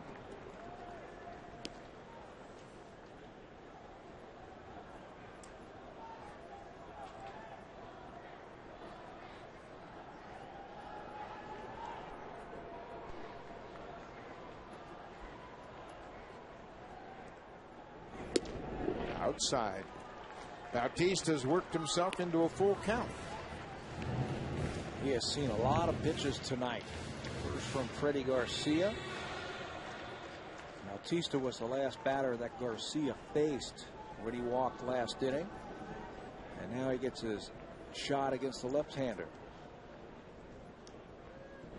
Bautista walks inside. Third walk tonight for Jose Bautista. And that'll bring to the plate Alex Gonzalez, who's had a monster night already. 3 for 3, 2 doubles, 3 RBI. And all Ozzie Guillen can do is sit by and watch. Doesn't want to burn too much of the bullpen here tonight this early. White Sox go from here to Cleveland for a weekend series. Alex Gonzalez out in front of a off-speed offering. White Sox will go to Cleveland to play a Friday night game, Saturday afternoon game, a Sunday afternoon game, and then have an off day before they welcome in Tampa Bay for a 3-game series. Outside, 1-1. What a night so far for Gonzalez. His career high in hits per game is 4. Here's his numbers with the bases loaded as he hits there right now. With the bases loaded, 4 hits. His most RBIs in a game was 5. Last time he did that was back in 2007. Fisted down the left field line. Base hit here, and he will tie his career high. Base hit into the outfield. Lots of opportunity tonight as the Jays have had base runners on all night long. 7-1. Jays hit here in the bottom of the 5th. He struck him out. Williams took something off. 3rd strikeout for Randy Williams since entering the game back in the 4th.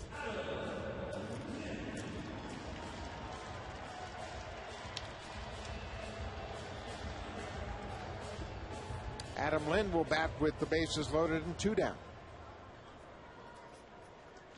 And 1 for 3 tonight. RBI double. Part of back-to-back doubles from Gonzalez and Lind in the 3rd.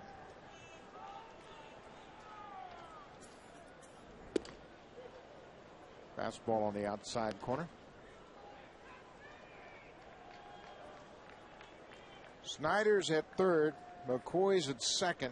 Jose Bautista, he's at 1st. Bases loaded for Adam Lind.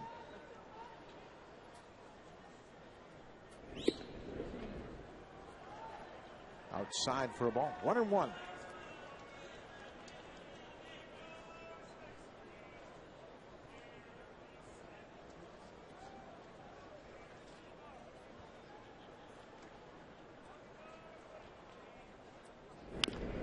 Off the end of the bat, cued out of play. Sergio Santos, the hard-throwing converted relief pitcher, former #1 pick of the Arizona Diamondbacks as a shortstop. We saw him in the first game of this series, and he throws hard. Can't ask a whole lot from Randy Williams as far as length. Swing and a pop back out of play. So you got to believe that, just like many teams around baseball, Ozzie Guillen's trying to fine-tune his roster, just see how it fits together. Isn't that funny? You can spend 6 weeks in spring training and have all the meetings that you want before you even go to spring training and have them down there. Play all the games that you want, and you can leave Arizona or Florida and go, okay, do we need to do something else to our team? And fisted on the ground towards 2nd. Gordon Beckham on a big hop throws out Adam Lind. The Jays load the bases but can't cash in against Randy Williams, but they are up 6 runs. They lead it 7-1 here.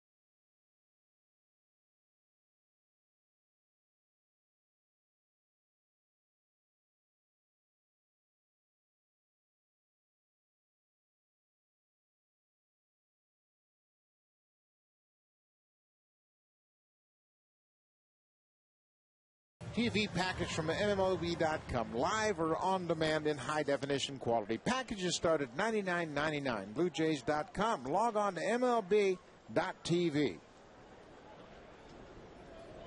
Dana Even, just 2 hits allowed through 5 innings. He's out in front 7-1 over the White Sox. Jays trying to split this 4-game series.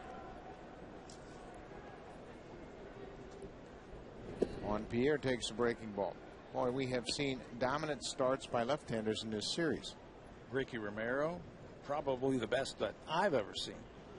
John Danks in yesterday's ball game, and now Dana Evelyn cruising right along here into the 6th. Breaking ball inside. Why is it that left-handers can dominate? It seems like most teams have trouble hitting left-handed pitching. Maybe because they don't see enough.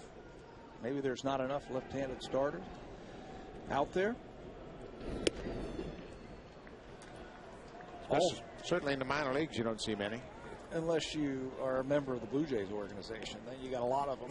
Yeah, that's one thing. They have cornered the market on left-handed pitching. Certainly that's reflected at AAA in Las Vegas. Evelyn walks Pierre. Dana Evelyn gave up a run last inning, a 2-out home run to Donnie Lucy. That snapped his scoreless streak at 12 innings to start his Jays career. He makes the leaderboard in that department. Scoreless innings to start the Blue Jays career, led by Victor Cruz, hard-throwing reliever, 21 in the 3rd inning. And Tom Henke, the Terminator, 18 innings of scoreless pitching to start his career.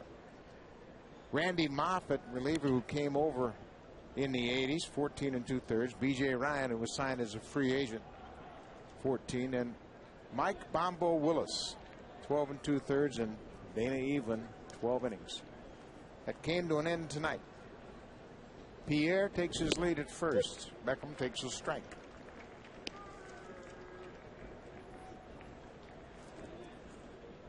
You mentioned the left-handed pitchers. I believe there are 5 left-handed relievers in the bullpen in AAA. Big swing at a breaking ball. One of those lefties I was reading in the notes, the minor league notes, is David Percy, who made his 3rd appearance already this season, 3rd scoreless appearance yesterday or the day before. So he has really taken on that relief role and done a good job for the Blue Jays.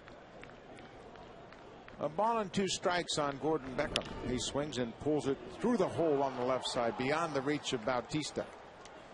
Beckham's first hit of the night, just the 3rd for the White Sox. Sometimes you just can't finish him off. You got to hit 2 strikes to Beckham, and he's going to be a good hitter. Good short swing. Tries to run a ball inside, but can't get there. It just gets out of the reach of Bautista. And Evelyn's reaction, he wanted that one right at him, and it would have gone around the horn for a double play. But as it is, 1st and 2nd now, nobody out. For Carlos Quinton, the dangerous right-hander. There goes Pierre. Quinton swings and hits one towards the gap in right center. Vernon Wells, long run, and makes the catch. Runners are scurrying back to their bases, and they'll make it safely. Quinton gave it a ride. Wells ran it down, and the base runners who were on the move had to retreat. 1 down.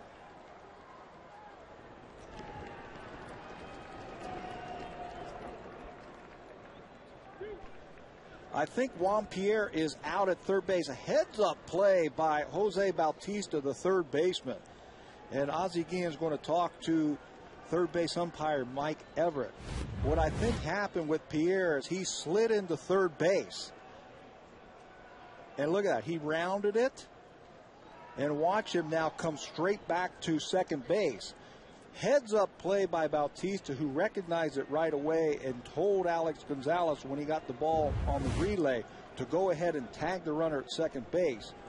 Mike Everett saw that's going to be a double play. Well, great job by Bautista, because he kept his eye on Juan Pierre, and Juan Pierre slid beyond the bag, made a turn toward home, and then never re-tagged 3rd on his way back to 2nd. That's right. And you are taught as a fielder to watch the base runner, make sure they touch the bag, and if they do, make sure they retouch it before they go back.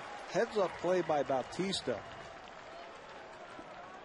And this is his first start at third base, but that's his natural position, so everything comes back to him naturally. He had his eye on Juan Pierre all throughout the sequence of that play. Once he saw Wells was going to make the catch, he turned around to check out the base runner, and it paid off. Double play.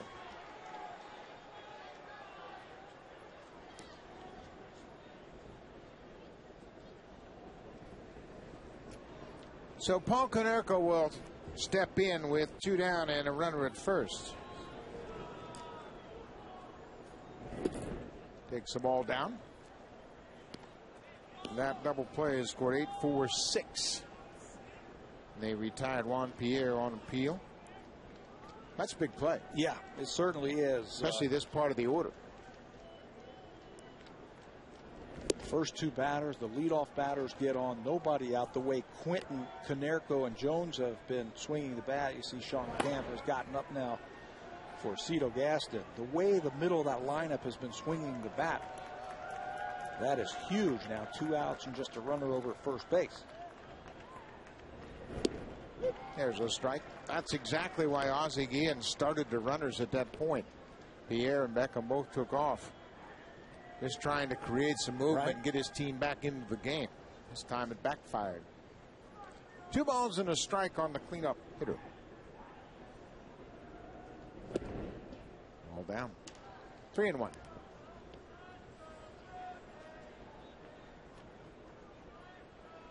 Dana Evelyn has allowed just 3 hits in the game. The only run came on a 2-out home run by Donnie Lucy, the White Sox catcher, in the 5th. Konerko pulls it on the ground to short. Gonzalez to second for the force. Dana Evelyn, aided by a heads-up double play. Third baseman Jose Bautista made a nice play. Quinton drove it to the power alley. Bautista saw Pierre didn't retouch third. On the appeal, it was a double play.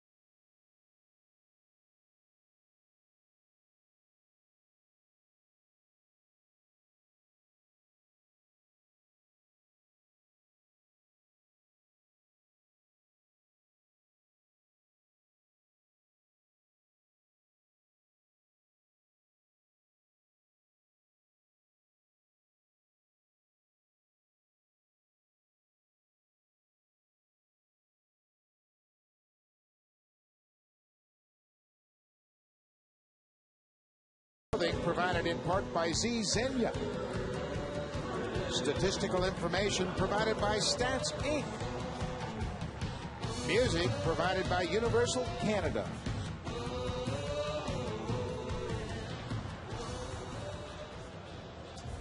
Jays all over the White Sox tonight, 7-1 as the Jays will bat in the bottom of the 6th. Dana Evelyn has allowed just 3 hits and a single run on the night.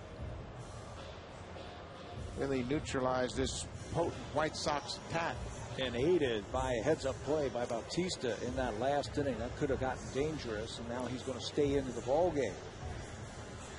One thing that we have seen from this White Sox bullpen is power.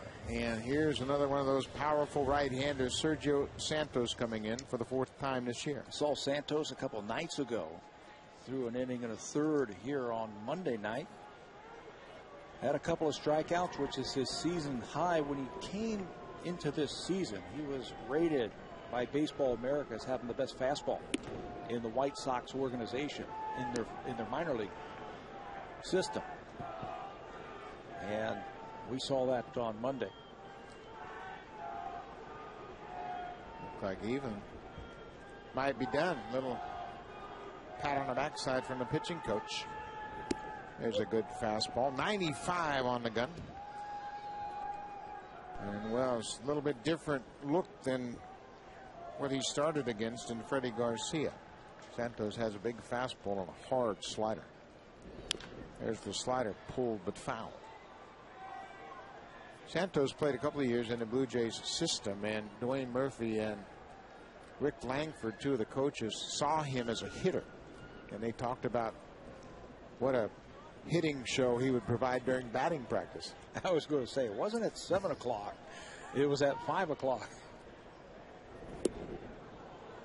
Big strikeout for Santos, first batter he faced. Let's check in with Sam Cosentino. Well, Buck, before the home run given up to Donnie Lucy, Dana Evelyn pitched 11 1/3 scoreless innings. That's the most ever by a Blue Jay starter to start his career. Mike Flanagan had the old record of 10 2/3.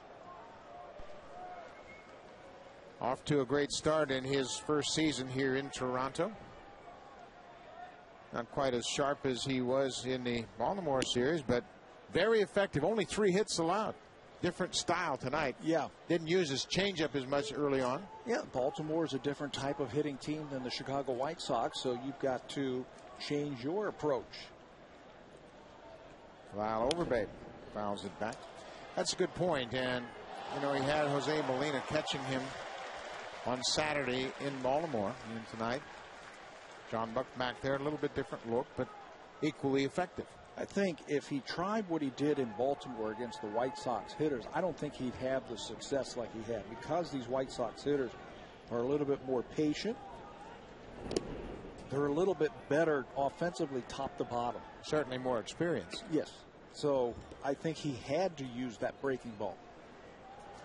Good job so far. Lyle Overbay batting with 1 out here in the 6th inning. Santos struck out Vernon Wells, his first batter. Breaking ball down and in.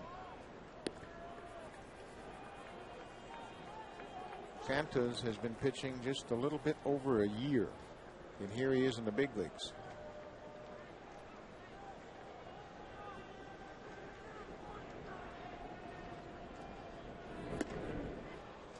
Way out of the strike zone. I talked to him Monday about his background and being a hitter. He appreciates that hitting is tough and understands you can be aggressive and you can throw strikes, and they're not going to hit every strike you throw.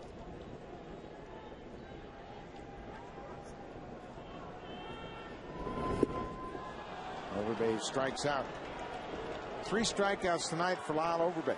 I think one of the things that has been a theme when we talk to players who have been hitters and changed to the mound is they know you don't have to throw that perfect pitch every single time to get hitters out. Throw a quality pitch and throw a pitch that they aren't looking for. There's that snapping slider that he has to get Overbay for the 3rd time tonight. 2 down now for the Jays catcher John Buck. Inside fastball. Juan Nieves, the bullpen coach for the White Sox, has an interesting theory about Santos. He says, I believe that catchers and shortstops make the best converted pitchers because they're always throwing to a target. Oh, interesting. I know catchers make the best BP thrower. I know that. And they throw right over the top with nice 4-seam spin. Right. Right there. I thought that was interesting coming from Nieves, who is the bullpen coach, saying that those particular positions require a lot of accuracy. John Buck, big swing and a miss. Both of those positions require strong arms. A ball and 2 strikes, 2 down here. Jays batting in the 6th.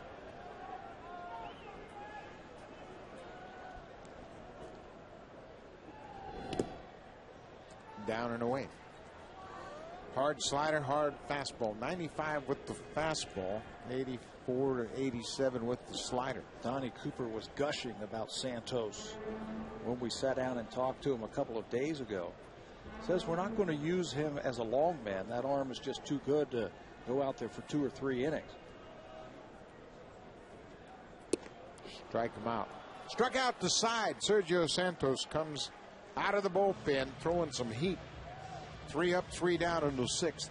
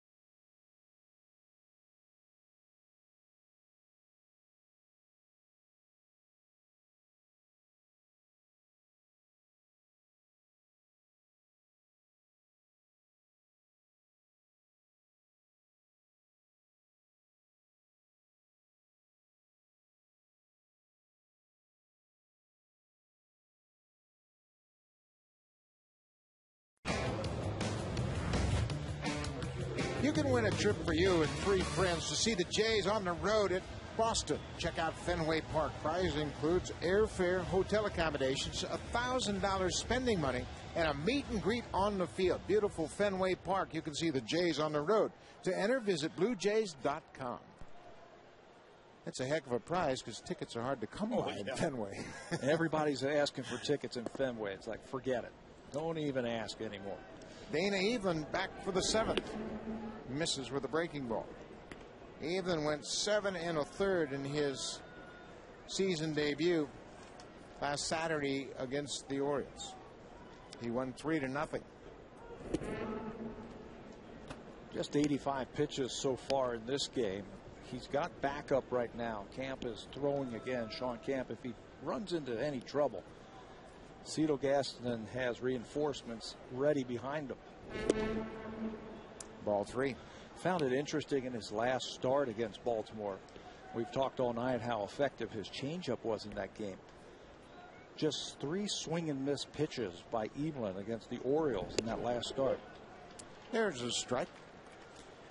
A lot of balls in play. Yeah, and you know what? Oftentimes, pitchers that haven't had a lot of success will try to avoid contact, but the good ones always look for contact. Jones swings at a sinking fastball. Full count.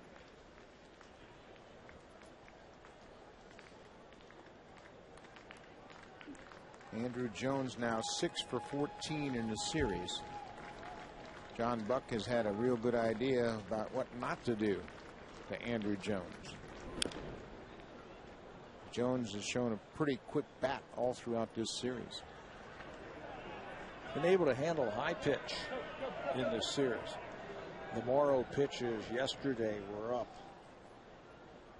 right at the top of the strike zone. He was still able to square up those pitches. The 90th pitch of the game is ball 4.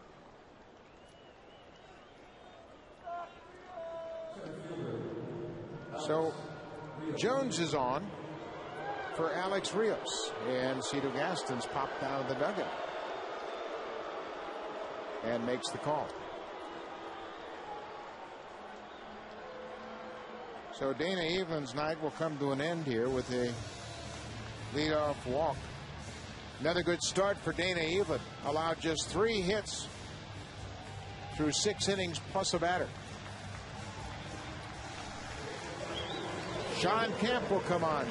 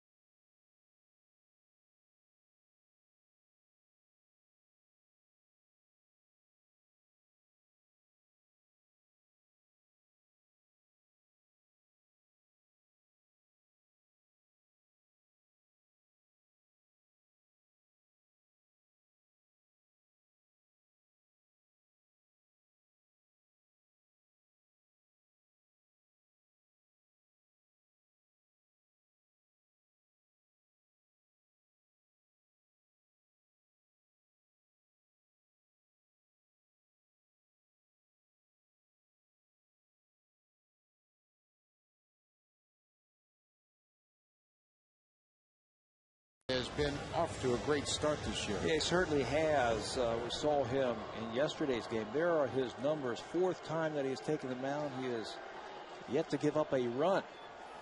A hit and 3 strikeouts. This is his 299th career appearance in the big leagues. Last year set career highs in a lot of numbers.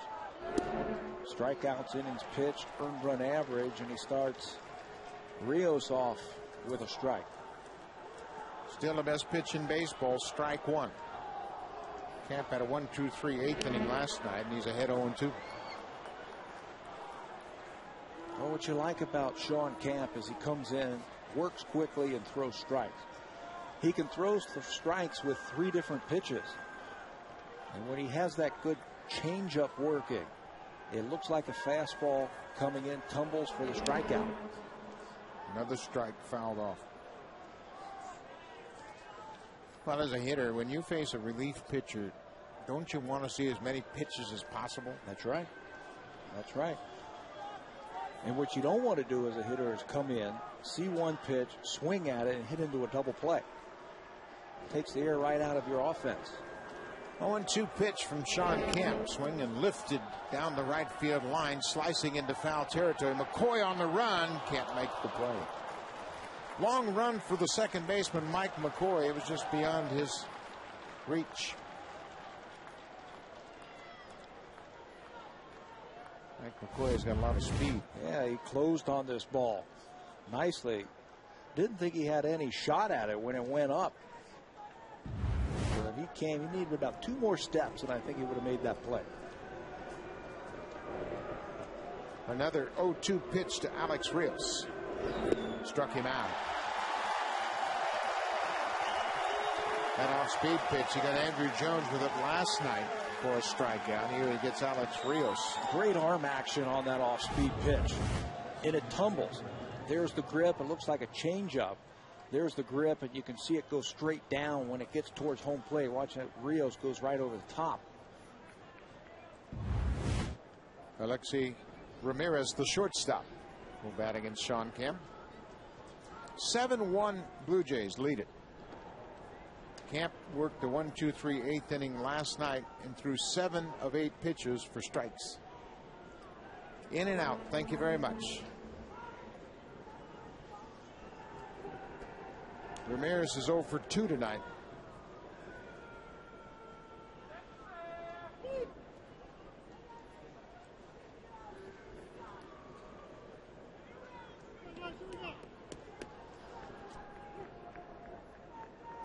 Infield set at double play depth. Runner at first base.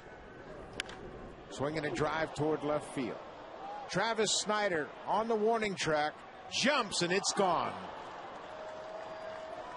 Alexi Ramirez hit a ball just about like that earlier in the night when the roof was open and it stayed in the ballpark. Now the roof is closed and he hits a 2-run homer. First home run of the year for Ramirez.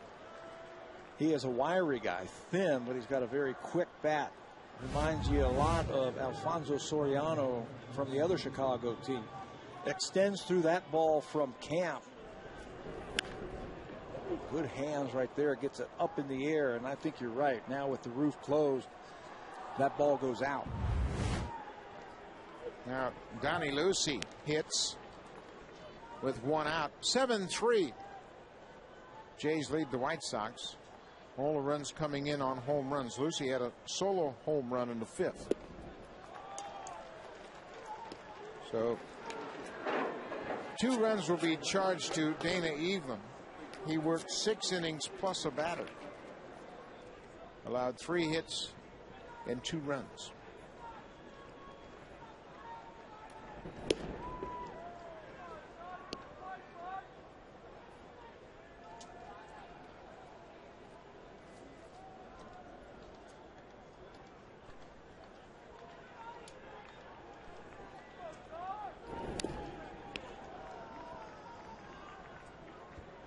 He stays alive, a ball and 2 strikes, 1 out. Bullpen certainly a real positive aspect of this Jays team, and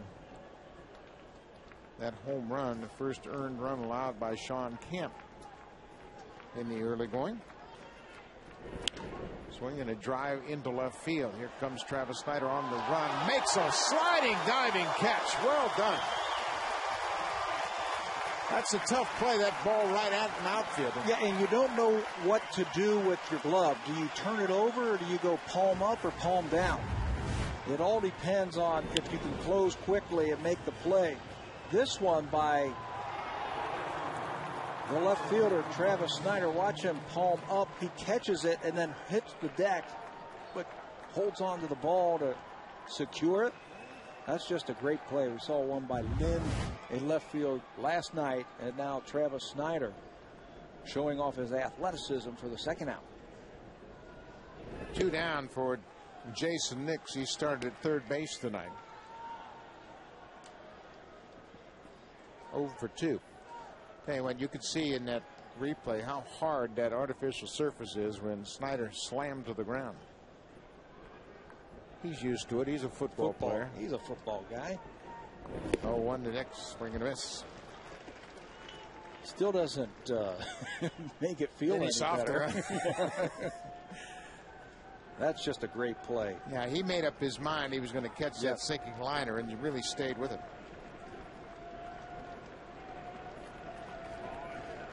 0-2 count to the White Sox third baseman, Jason Nix. He strikes out.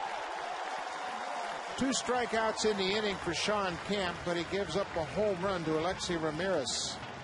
Dana Evelyn in line for his 2nd win of the season.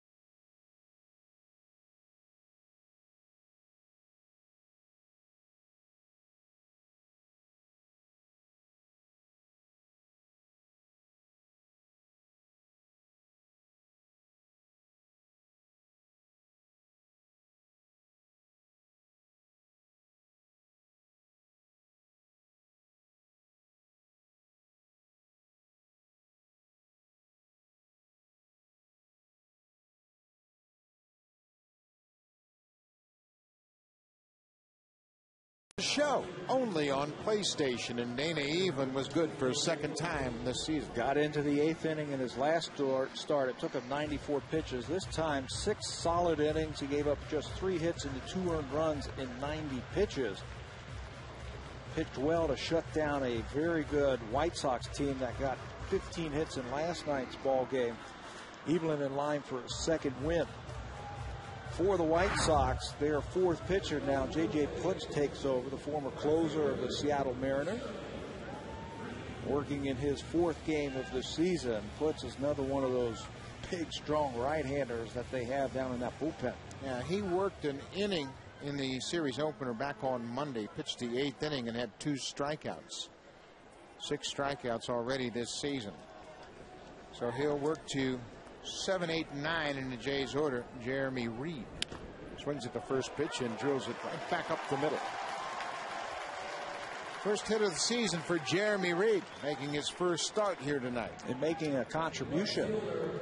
Made some nice plays in right field tonight, and now chips in with a base hit.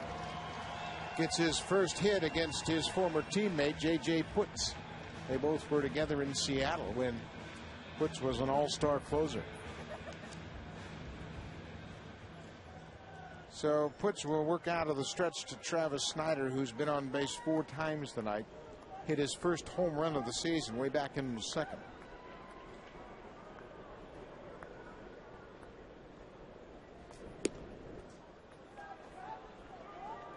Jeremy Reed knows J.J. Putz. He doesn't want to get into a spot where he has to face that split finger fastball. So he swings at the first pitch.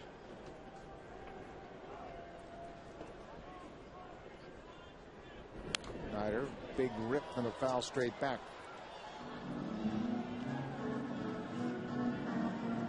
Casey Jansen loosening up down in the Jays bullpen.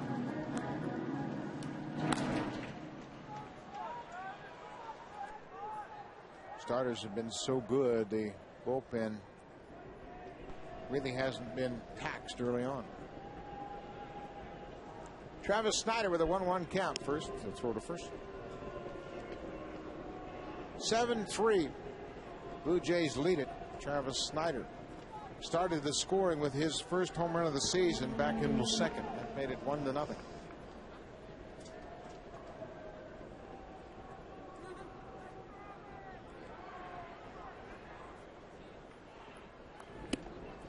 Big rip at a fastball.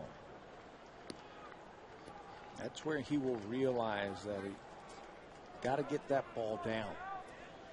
Even if you swing at that and hit it, you're not going to do anything with it. It's where discipline comes into play and pitch recognition.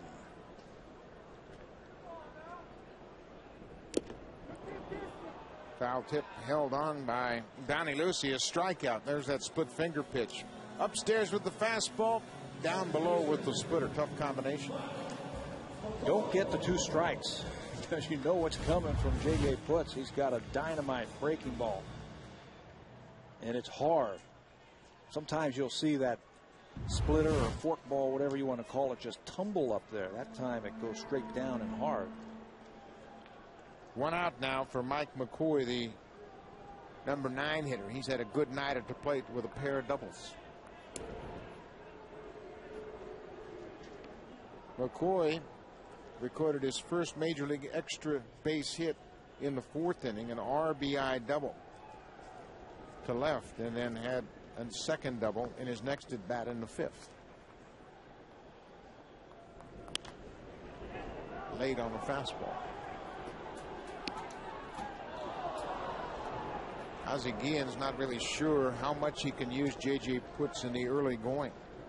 Wants to make sure that he gives him sufficient rest so he can recover.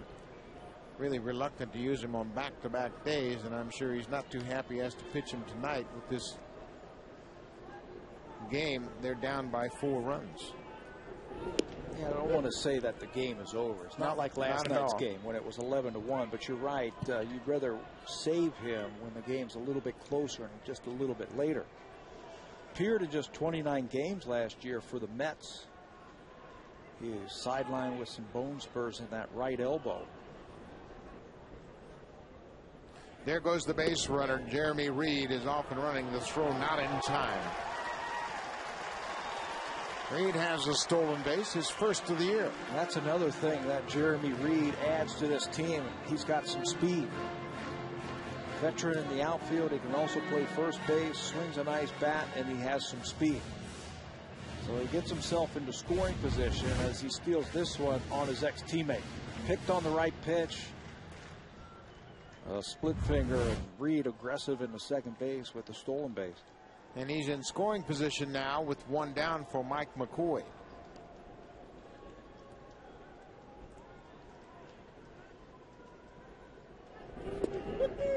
Inside corner.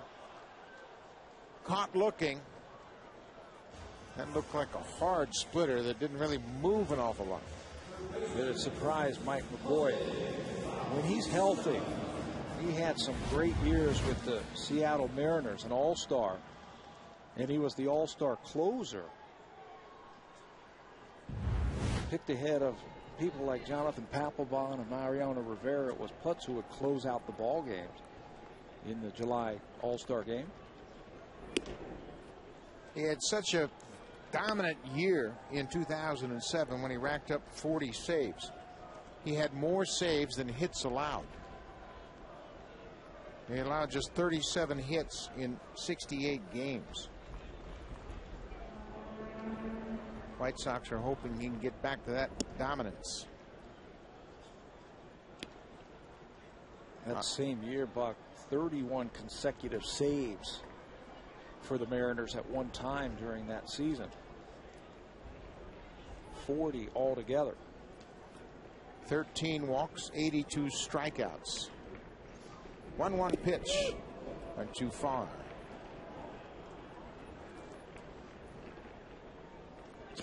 It's hard and fast. I mean, you gear up for the fastball, and you know you have to get it started a little bit early. He drops that bad boy on you, and you'll see a lot of check swing strikeouts. And that's exactly the intent of that split-fingered fastball. To look like a fastball and make the hitter commit. Batista behind a ball and 2 strikes. Missed away. We're in the bottom of the 7th. JJ puts on. 4th pitcher of the night. Freddie Garcia started. He went 3+. Randy Williams, Sergio Santos, and now JJ Putz. Check swing. He went around. Putz comes in and strikes out the side after giving up a leadoff base hit. Jays lead it 7-3.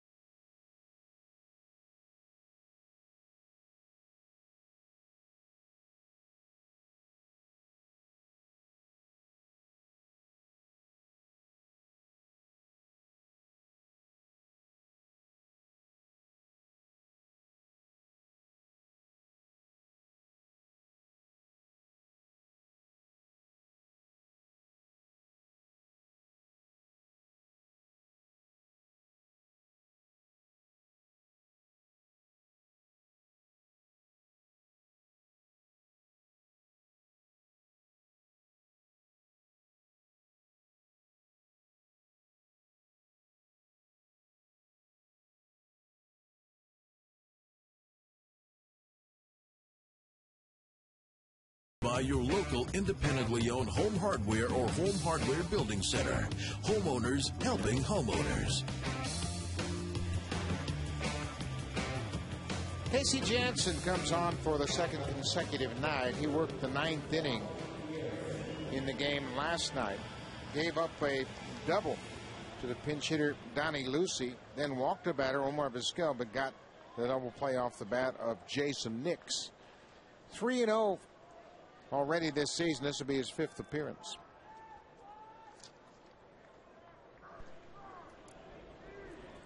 Juan Pierre for the 4th time tonight.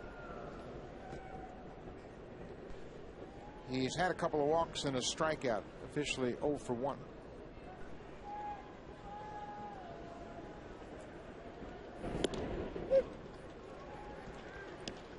Pat, we often talk about body language, and Casey Janssen had good body language all year long, going all the way back into the spring.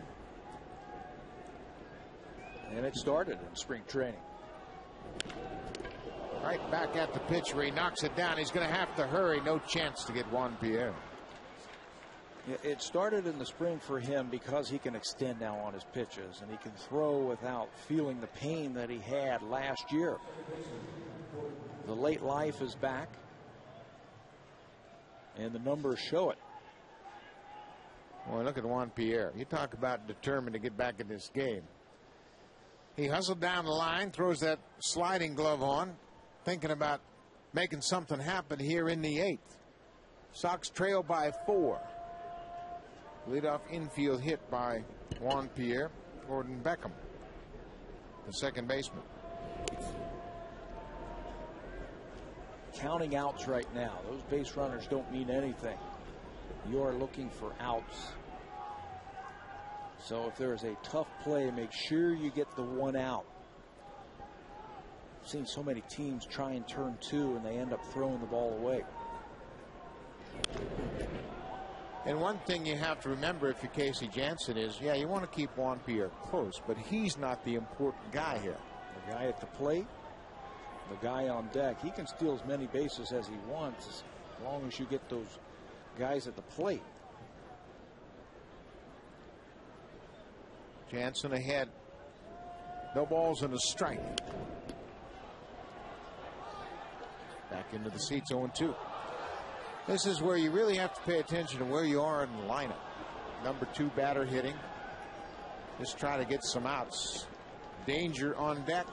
Danger in the hole, Paul Konerko, and then Adam Jones. No balls and 2 strikes. Pierre at first.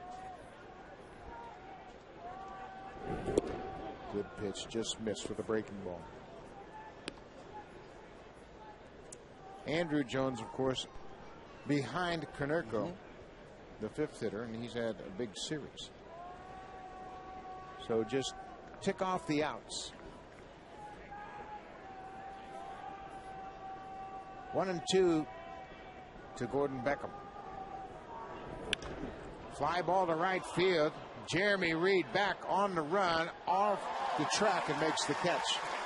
Reed had a good beat on it all the way. Ball kept carrying, took him right onto the warning track. There's 1 out. Time he played in center field, I think, came right there as he catches the ball over his head. He makes a good track for the ball. Drops that back foot and then goes hard. That's how he catches the ball over his shoulder. That's concentration and confidence that you're going to make that play. So there's 1 out now, and Carlos Quentin will face Casey Janssen.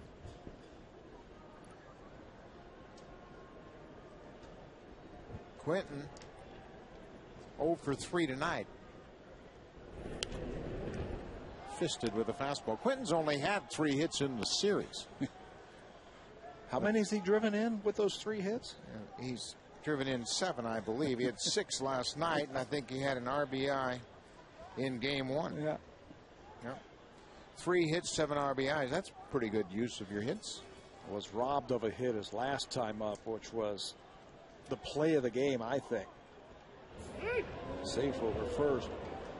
After the White Sox got the first 2 batters on, Quentin came up, sent a shot in the right center field that was tracked down by Vernon Wells. Heads up play by Bautista, catching Juan Pierre, who had rounded third base after a slide. It ended up being a double play, and no hurt, no harm, no foul. White Sox didn't score. Just missed low.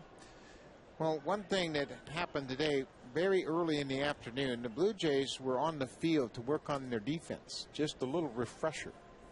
Brian Butterfield was running them through situational plays. The outfielders were involved, the infielders, the pitchers were involved, and comebackers. And you wonder if that didn't get these guys thinking about the defensive side of the ball. 1-1 to Quentin, foul back. That's a great point. In spring training, you work so hard for the 6 weeks that you're in there. You have pitchers fielding practice, you have cutoffs and relays, you have bunt plays with the infield. It's always good then as the season starts to go ahead and keep that refresher going and keep that momentum going that you built up in spring training on the defensive end. Well, Nick Glaive, the bench coach, and Brian Butterfield, the third base coach, certainly do a great job of organizing those drills and refreshers, making sure everybody understands what they're trying to accomplish. And when you emphasize those fundamentals and defensive aspects of the game, everybody buys into it because it's part of what it takes to win. And they said they're going to do that once a homestand, which I think is important. Just keep doing it all throughout the season. You've got a lot of young players on this team, and it's a good teaching tool. 1 ball and 2 strikes. Carlos Quentin strikes out. Casey Jansen comes back after the comebacker off the bat of Juan Pierre for an infield single. He gets Beckham. Now he strikes out Quentin. 2 down. Eliminate damage control. Infield single by Pierre. Come back and get a very good hitter in Beckham and a power hitter in Quentin. So Paul Konerko ahead with a strike. Casey Jansen really confident to pound that strike zone even to the cleanup hitters.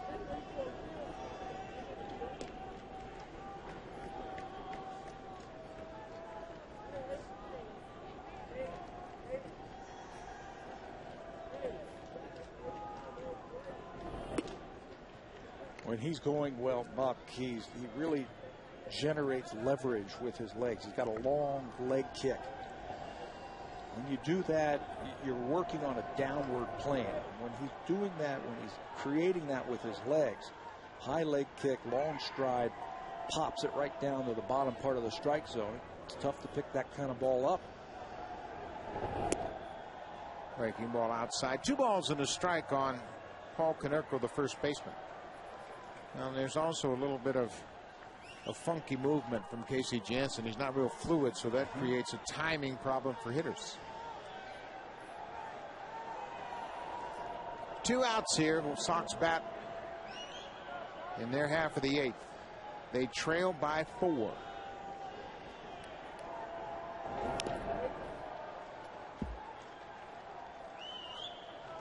Two and 2 now to Konerko. That inside pitch really tied him up. He's another power hitter, Konerko, that has a pretty good idea at the plate.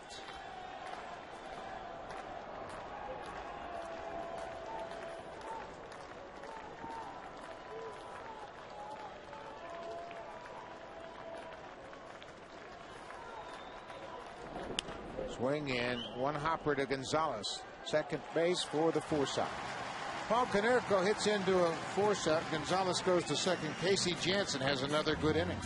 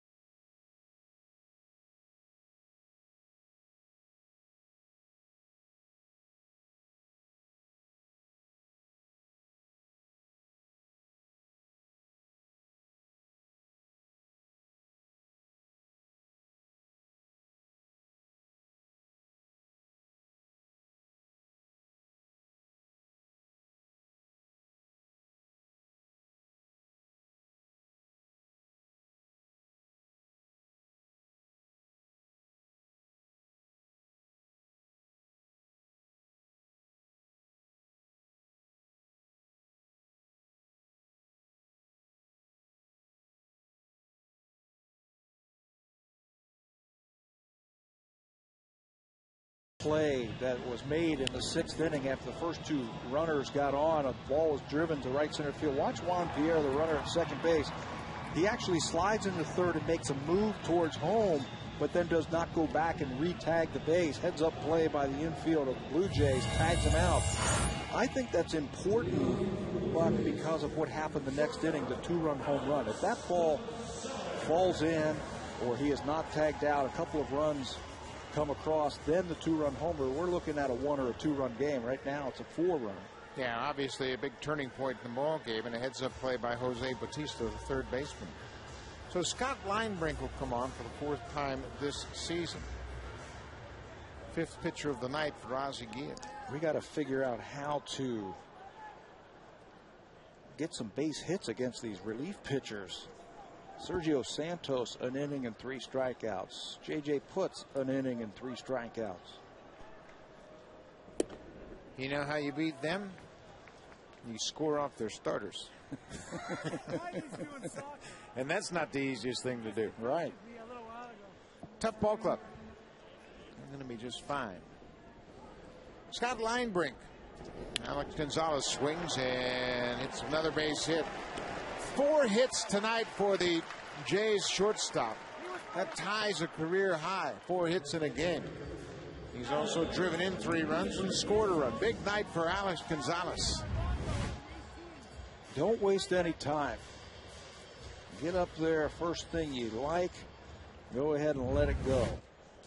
Last time he got 4 hits in a ball game was at St. Louis last August.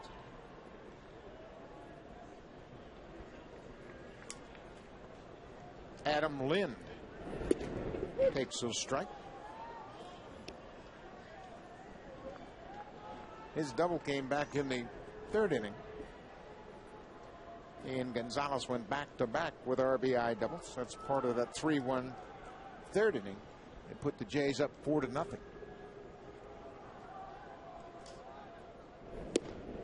Strike 2.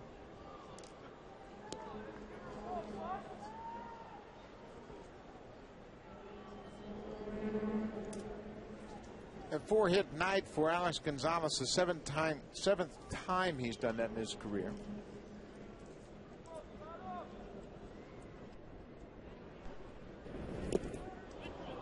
Swinging a breaking ball, and Lind is struck out.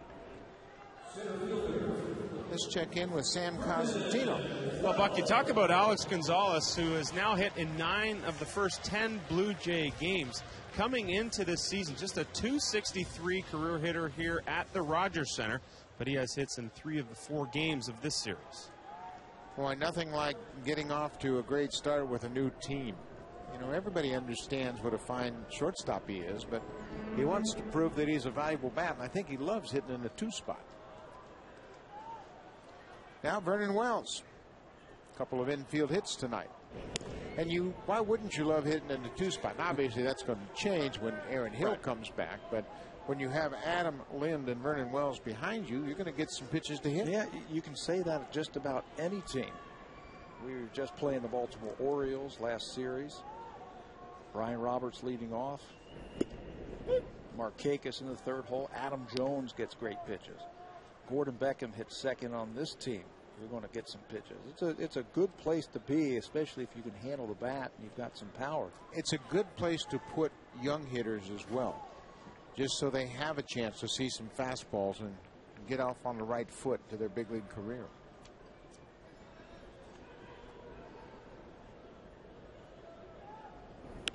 Wells fisted and flares it into foul territory. Linebrink looks like he's got a pretty good fastball now. The White Sox, we've been talking about the good arms for the White Sox. They have picked up 22 outs tonight. 13 of them have been strikeouts. Especially that bullpen, boy. That bullpen can punch you out in a heartbeat. 4 pitchers. Linebrink is the 5th. They all have 3 strikeouts. Wells out in front, hops it back and out of play. Santos came on and struck out the side into 6. J.J. Putz gave up the leadoff base hit to Jeremy Reed, but then struck out the side. There's 6 strikeouts. And now Linebrink has 1 here. the first out he's recorded. Weren't we talking about this same thing the first night we faced these guys? They struck out 9 in 5 1/3.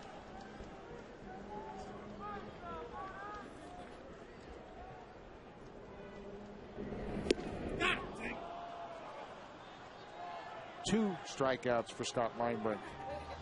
He does it a little bit differently than the other pitchers that we saw in this series. Santos, Putz, and Jenks, and Thornton. He's a little bit more deception, breaking ball, splitter. There it is right there. Good strikeout, good pitch. Yeah, the White Sox are really anticipating a pretty productive season, especially the back end of their bullpen. 2 down now for Overbay. First to throw to first.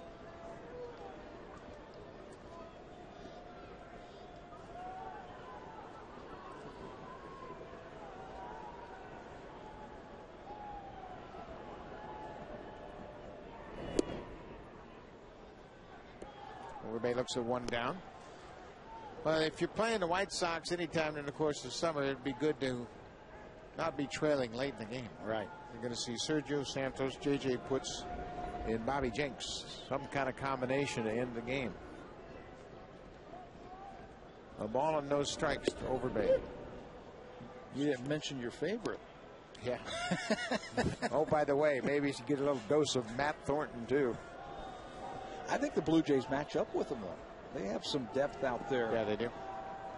They might not do it with, 95, 97 miles an hour, but they've got veterans at the back end of that bullpen who get the job done also. Just inside. 2 balls and a strike on Lyle Overbay. When Linebrink first came over from San Diego, the White Sox really used him a lot. I think kind of wore down a bit. Looks like he's fresh again. Gonzalez gets back to first. Donnie Cooper says he can be an anchor in that bullpen. If he comes out, throws strikes, throws hard, he can be an anchor.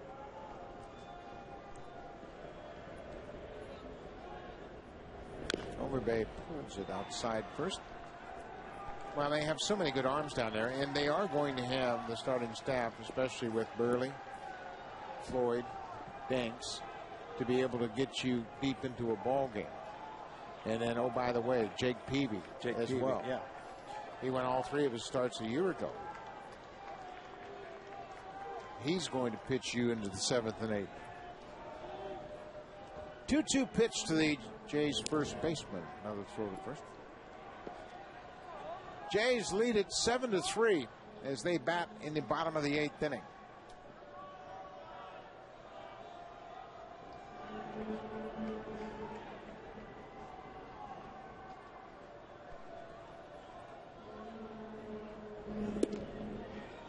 Good eye. Missed away. Pick a close one. Yeah, good eye right there. Now with 3 outs, or 3 and 2. 2 outs. Alex Gonzalez, the runner over first base, will get a head start. 4-run lead for the Jays here in the bottom of the 8th inning. Gonzalez on the move. Overbay fouls it back.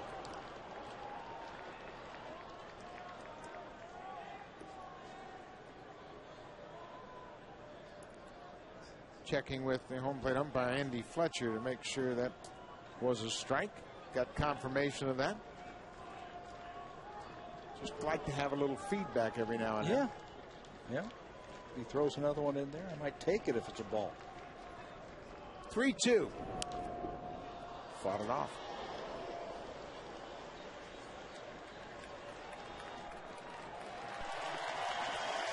Blue Jays started the scoring in the second. Travis Snyder hit a long solo home run with 2 outs, his first of the season. Then the Jays would score 3 in the third, 3 in the fourth. White Sox scored a single run in the fifth and added 2 more in the seventh. That's where we are, 7-3 now, with 2 outs in the 8th. Strikes him out. Lyle Overbay has struck out 4 times tonight.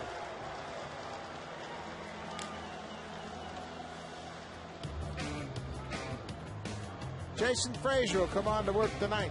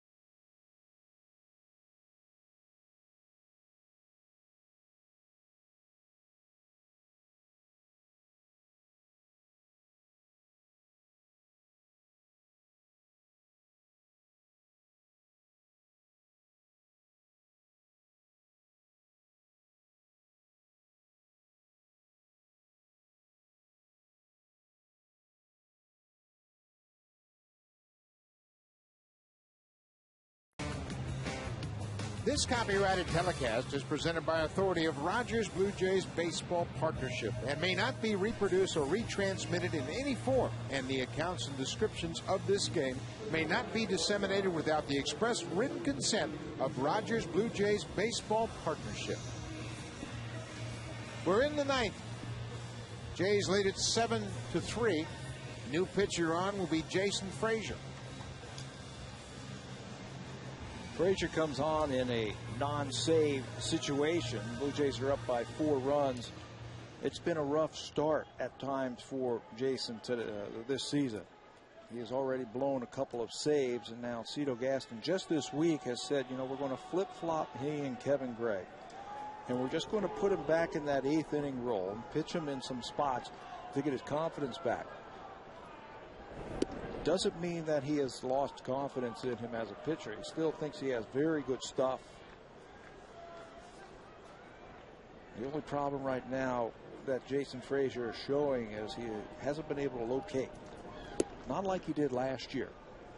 Yeah, and he's fallen behind, and hitters have confidence they're going to get a fastball because he's pitching from behind most of the time and just throwing too many pitches.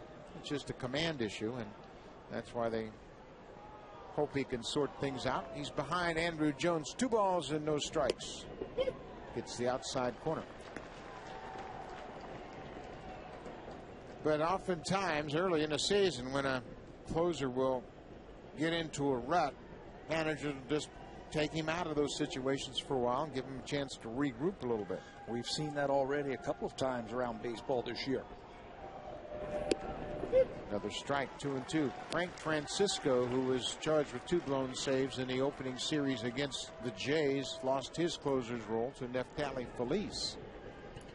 Mike Gonzalez with the Baltimore Orioles has gotten off to a rough start and been put on the disabled list. Bounced in front of home. Full count. Yeah, Mike Gonzalez signed a big free agent contract with the Orioles. He did not have a good spring.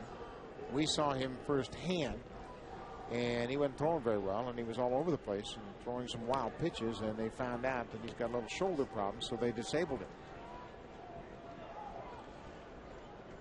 Full count to Andrew Jones. Strikes him out. Good fastball held on by John Buck. Right after the game, you can tune in to Connected. Join us for the latest on the post game. That's the Habs and the Caps, game 1. Lots of hockey action, lots of hockey news on Connected right after the ball game.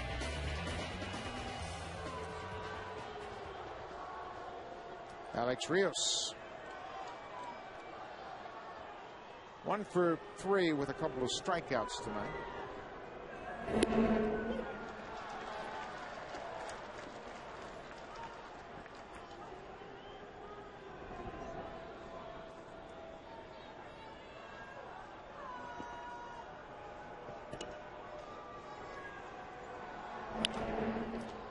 Right at Bautista.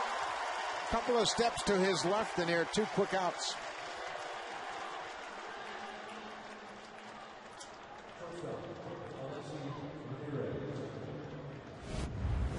Played a good third base for his first game of the season over there, as Cito Gaston gives Edwin Encarnacion a day off. Bautista comes in. He's been on base 4 times. Makes a nice play there. Yeah, man, his versatility really is an asset for this team. And as Sam Cosentino told us earlier in the game, Jose Bautista's played over 300 games at third base. 2 down.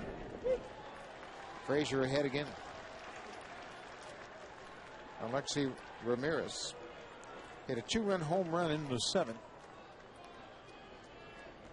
Just missed hitting a home run way back in the 2nd when he flied to the warning track and left. Frazier out in front, 0-2. Stuff looks sharp tonight. Yeah, man, this is what he needed, an opportunity to go out there and regain his confidence. Yep. Striking out Andrew Jones, I think, was a big one. 3-2 pitch, he blew it right by him. He gets the soft liner to the third base and now jumps ahead of Ramirez. Good to see. Jays with a chance to split the 4-game series.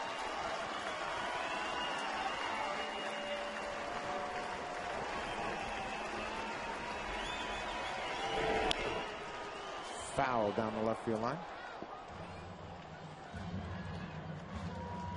White Sox won the first game 8-7 in 11. Ricky Romero with 12 strikeouts, a 1-hit performance, wins 4-2 in game 2. John Danks, 7 innings of 2-hit balls, shut down the Jays. White Sox win it 11-1. Dana Evelyn in line for his 2nd win of the season. They lead 7-3 here with 2 outs in the 9th.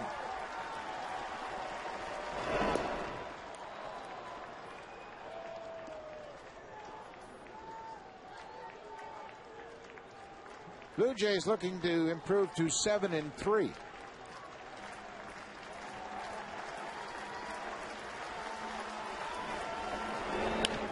Ground ball to short. Gonzalez, 3 outs. Jason Frazier has a 1-2-3 9th inning. Alex Gonzalez ties his career high with 4 hits. Travis Snyder goes deep for the first time this year. Dana Evelyn wins his 2nd game. Blue Jays win it 7-3.